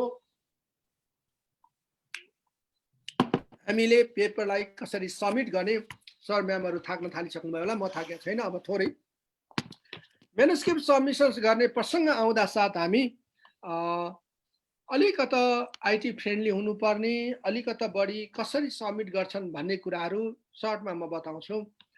अनलाइन एकाउन्ट ओपनिङ गर्नुपर्छ। अब हिजोको जस्तो एट्याचमेन्ट गरेर मेल पठाइदिएको छु, मेरो पेपर पठाइदिएको छु, छापिदिनु है भनेर छापिँदैन। त्यस्ता छापिने जर्नलहरू यो क्याटेगोरीका कुनै पनि जर्नलहरू होइनन्। ती कुनै पनि जर्नलहरू जुन हामीले डिस्कसन गर्यो, चाहे त्यो एमराल्डको होस्, चाहे त्यो सेजको होस्, चाहे त्यो इन्डर साइन्सको होस्, चाहे त्यो स्प्रिङ्गरको होस्, चाहे त्यो टप FT45 का जर्नलहरू हुन्, चाहे त्यो वेब अफ साइन्सका जर्नलहरू हुन्, चाहे त्यो एबिडिसी जर्नलहरू हुन्, कुनै पनि जर्नलमा तपाईँले एट्याचमेन्ट गरेर तपाईँको टेक्स्ट पठाएर हुँदैन। त्यहाँ तपाईँले फेसबुक एकाउन्ट खोले जस्तै एकाउन्ट खोल्नुपर्छ। प्रत्येक जर्नलमा तपाईँले एकाउन्ट खोल्नुपर्छ। जसरी फेसबुक खोल्नुभएको, हामी फेसबुक खोल्न त हामीलाई कसैले सिकाउनै परेन, तर इनमा पनि कसैले सिकाउनु पर्दैन। यदि तपाईँ अगाडि बढ्नुभयो भने त्यहाँ पनि एकदम सिम्पल फर्म हुन्छ। फर्म भरेर फिल गर्दा साथ अटो जेनेरेट भएर मेल आउन थालिहाल्छ। यदि हामीले त्यहाँ हरेक कुराहरू ट्रु एन्ड करेक्ट भरेका छौँ भने, कहीँ गलत भरेका छौँ भने त्यो एक्सेप्ट नै गर्दैन। मेल लेख्न छोड्यौँ भने अब त्यसले एक्सेप्ट नै गर्दैन। त्यसै कारणले गर्दा कम्पलसरी फिलअप गर्ने फर्म जस्तो हुन्छ। त्यो फर्म भऱ्यो भने त्यो हुनाले सबभन्दा पहिले तपाईँले जर्नल छान्न पर्यो। जर्नल छानेपछि जर्नलको वेबसाइटमा जानु पर्यो। जर्नलको वेबसाइटमा गइसकेपछि तपाईँ त्यसभित्र छिर्नु पर्यो। त्यो भित्र छिर्नु भनेको त्यसभित्र एकाउन्ट खोल्नु पर्यो। त्यो एकाउन्ट टेम्पोररी हुन्छ, त्यति खास उसले युज गर्ने केही पनि हुँदैन। तपाईँका अरू पर्सनल केही पनि कुरा माग्दैन। त्यहाँ फेसबुक जस्तो फोटो माग्दैन। त्यहाँ केवल तपाईँको नाम, एड्रेस, जेन्डर, त्यस्तै गरेर तपाईँको कतिपयले जेन्डर नमागेको पनि हुनसक्छ, email address, phone number, alternative email address मागेको हुन्छ र तपाईँले आफै युजर नेम र पासवर्ड बनाउनु पर्छ फेसबुकमा बनाए जस्तो। जुन कारणले गर्दा तपाईँ जुनसुकै बेला पनि त्यो जर्नलभित्र छिर्नुहुन्छ, आफ्नो युजर नेम र पासवर्ड हालेर जर्नलभित्र छिर्न पाउनुहुन्छ। यसरी अनलाइन एकाउन्ट ओपनिङ गर्नुपर्छ। अनलाइन एकाउन्टबाट अनलाइनै सबमिट गर्ने हो, पोर्टलबाट सबमिट गर्ने हो, एट्याच गर्ने होइन। त्यहाँ फर्म भर्दै त्यही चाहिँ उसले ल तेरो पेपर यहाँ राखिदिए भन्छ, त्यही टक्क राखिदिने अनि सेन्ड गर्ने, त्यहीबाट स्वत जान्छ, मेल पठाउने होइन। त्यसै कारणले गर्दा फेरि हामीले अनलाइन एकाउन्ट खोल्न जान्नु पर्यो। यो एकदम सिम्पल कुरा हो, अति सहज कुरा हो। हामी फ्याकल्टीहरू सम्पूर्णले 100% सहजै गर्न सक्छौँ। त्यसपछि मेल पठाउँदा त्यहाँ 3वटा तरिकाहरू फरक फरक तरिकाहरू धेरैभन्दा धेरैले फलो गरेको देखेँ मैले। यद्यपि योभन्दा बढी पनि होलान्, तर मैले अघि डिस्कसन गरेका सबैजसो जर्नलहरू, चाहे त्यो इभन एओएम एकाडेमी अफ म्यानेजमेन्टको AOM journal, academy of management review, FT45 का सबै जर्नल्सहरू, त्यस्तै गरेर यी टप जर्नल्सहरूमा एडिटोरियल म्यानेजर भन्ने युज गर्छन् कसैले, जस्तो स्प्रिङ्गरले धेरै युज गरेको छ। स्कलर वान म्यानुस्क्रिप्ट धेरैले युज गर्छन्, जस्तो एमराल्डले युज गरेको छ।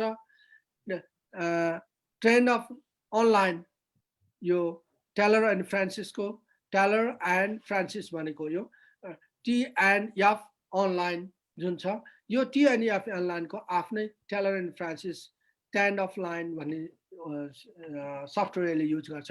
यी मध्येबाट हामी जान सक्छौँ। जस्तो मैले एउटा इलिस्ट्रेट यहाँलाई देखाउन खोजेँ, मानौ म यो अर्गनाइजेसनल रिसर्च मेथड भन्ने सेज जर्नलकोमा जान चाहेँ। यो सेज पब्लिकेसन्सको सेज ट्याग भन्दा साथ यो सेज पब्लिकेसन्स हो। यो अर्गनाइजेसनल रिसर्च मेथड्स भन्ने जर्नलको नाम हो। यो जर्नलको नाममा मैले एकाउन्ट खोलेँ, लगइन गरेँ। पहिले एकाउन्ट खोलेँ, क्रिएट एन एकाउन्ट, यहाँबाट एकाउन्ट खोलेँ।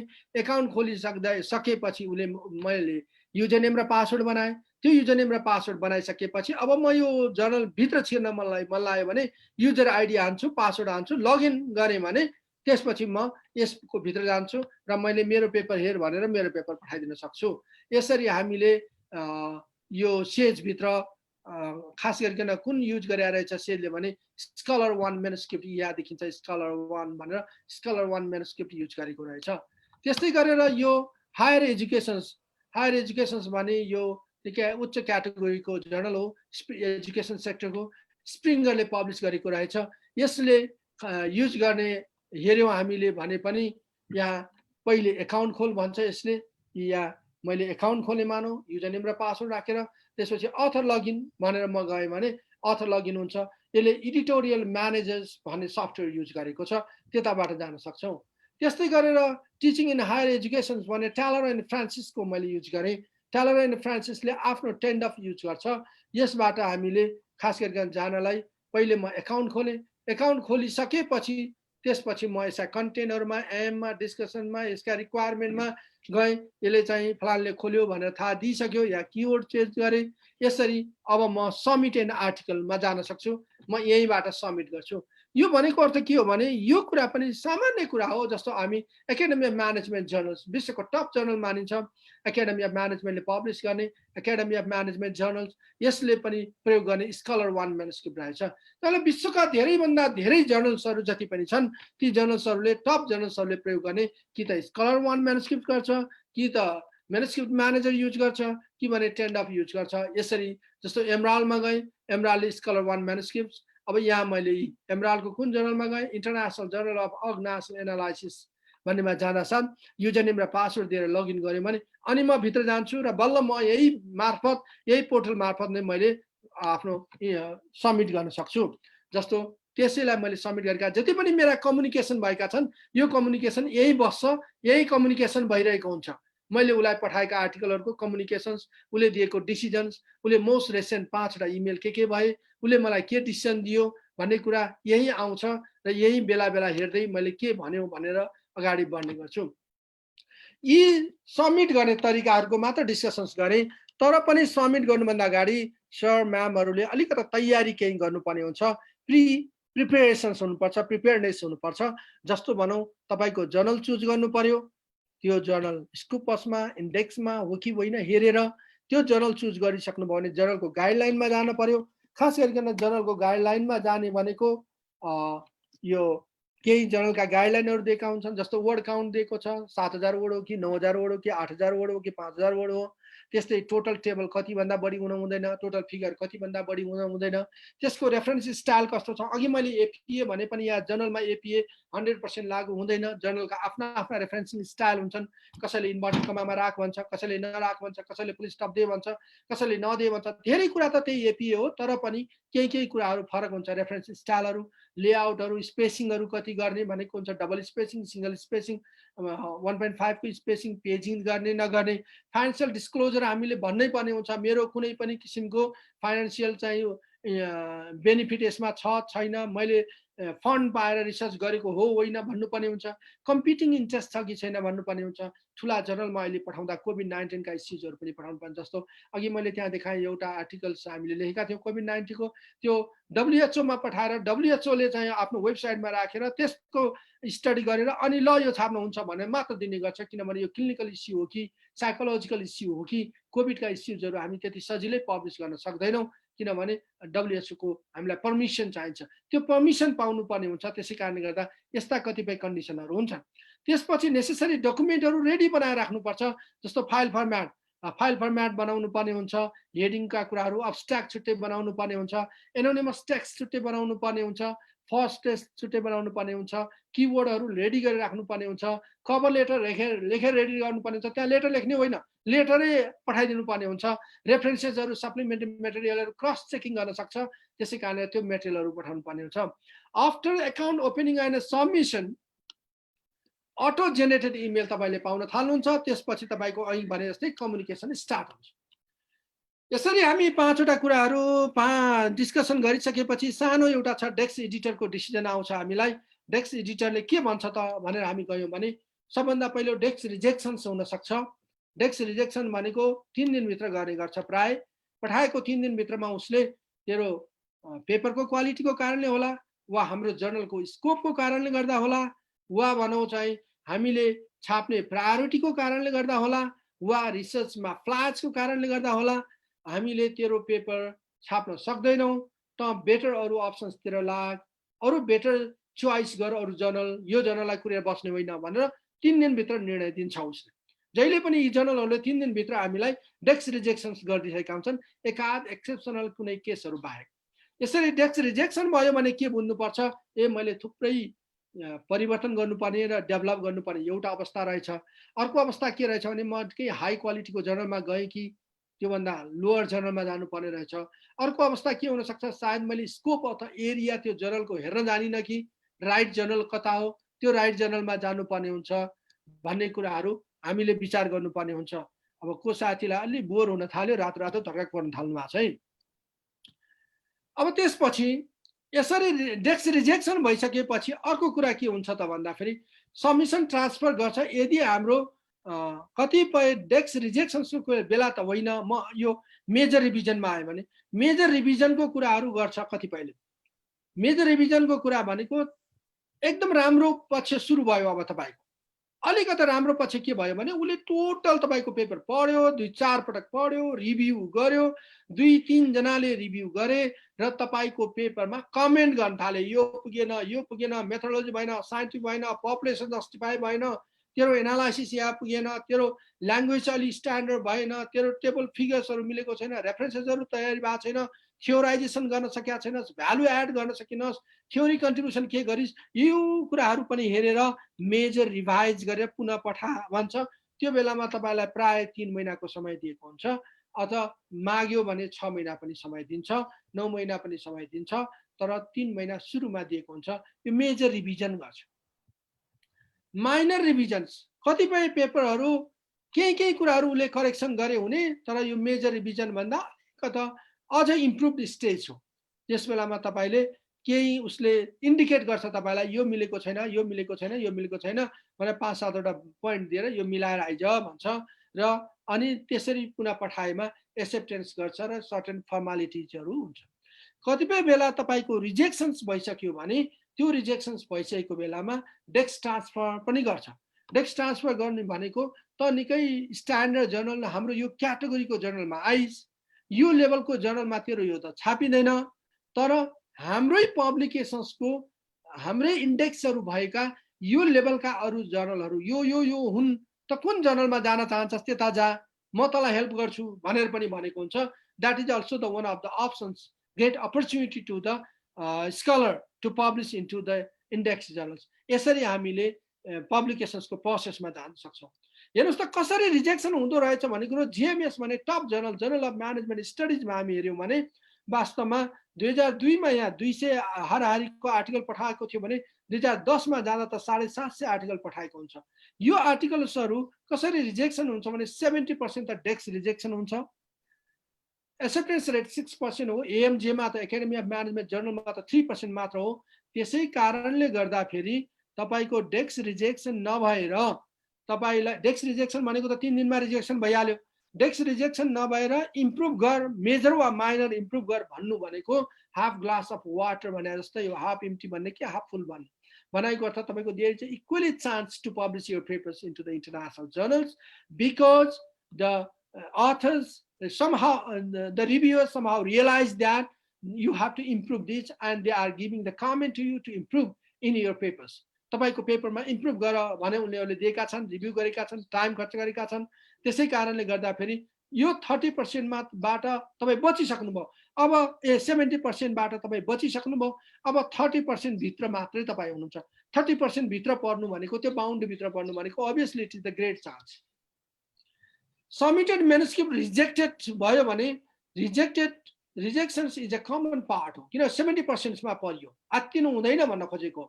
acceptance is the very rare rate हो हामी कहिलेकाहीँ के पनि गर्छौं भने बडा आत्तिन्छौं एक्सेप्ट भएन भने यस्तो इन्टरनेशनल जर्नल्समा यो एक्सेप्टेन्स भएन तर तपाई हामी कतिपय साहित्यकारहरूको हेरौं त उहाँहरूको डेथ पछि पनि कयौं कुराहरू म्यानुस्क्रिप्टहरू नछापिएको पछि छापिन्छ भने जस्तै तपाईले लेखेर राखेका कुराहरू छाप्ने उद्देश्य राख्नु भयो भने पछि खोजी पनि हुन सक्छ त्यसलाई इम्प्रुभ गर्दै जानियो त्यसलाई करेक्सन गर्दै जानियो हाम्रा साहित्यकारहरूले लेख्ने कुरा पनि कयौं पटक लेख्दै च्याद्दै गरेर लास्टमा बल्ल मैले चाहिँ इम्प्रुभ गर्न सके भनेर भन्छन् त्यसै कारणले गर्दा फेरि हामीले एक पटक लेख्यौ तर त्यो एक्सेप्ट भएन भने निरुत्साही हुने होइन कि again and again we can improve this papers भन्ने सोचले इम्प्रुभमेन्टमा जानुपर्छ त्यो हुनाले रिभ्यू प्रोसेस अनबायस्ड हुन्छ उनीहरूले तपाईलाई रिभ्यू गर्दा फेरि अनबायस्ड रूपमा रिभ्यू गरेका हुन्छन् त्यो रेस्पोन्सिबिलिटी रिजेक्सन्सको रेस्पोन्सिबिलिटी भइसक्यो भने डोन्ट गिभ अप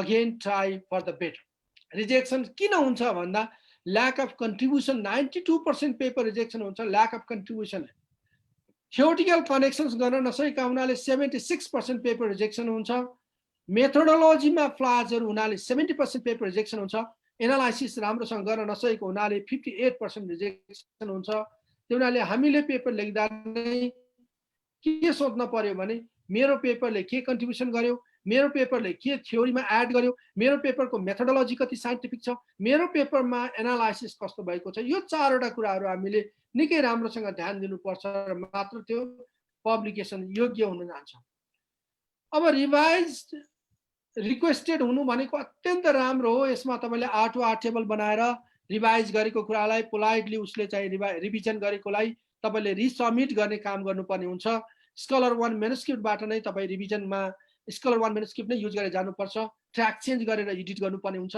उलाई ट्र्याक चेन्जको प्रमाण देखाउनु पर्ने हुन्छ कतिपय बेलामा जर्नल र आर्टिकलको इन्स्ट्रक्सन्सहरु फेरि हेर्नुपर्ने हुन्छ र उसका जति पनि क्वेशन्सहरुले रेज गरेको छ त्यो रेज गरेका क्वेशन्सहरुलाई हामीले आन्सर दिनुपर्छ किनभने हामीलाई कमेन्ट दिएको थियो त्यो कमेन्टबाट हामीले उलाई सटिस्फाई गर्नुपर्छ र मात्र हुन्छ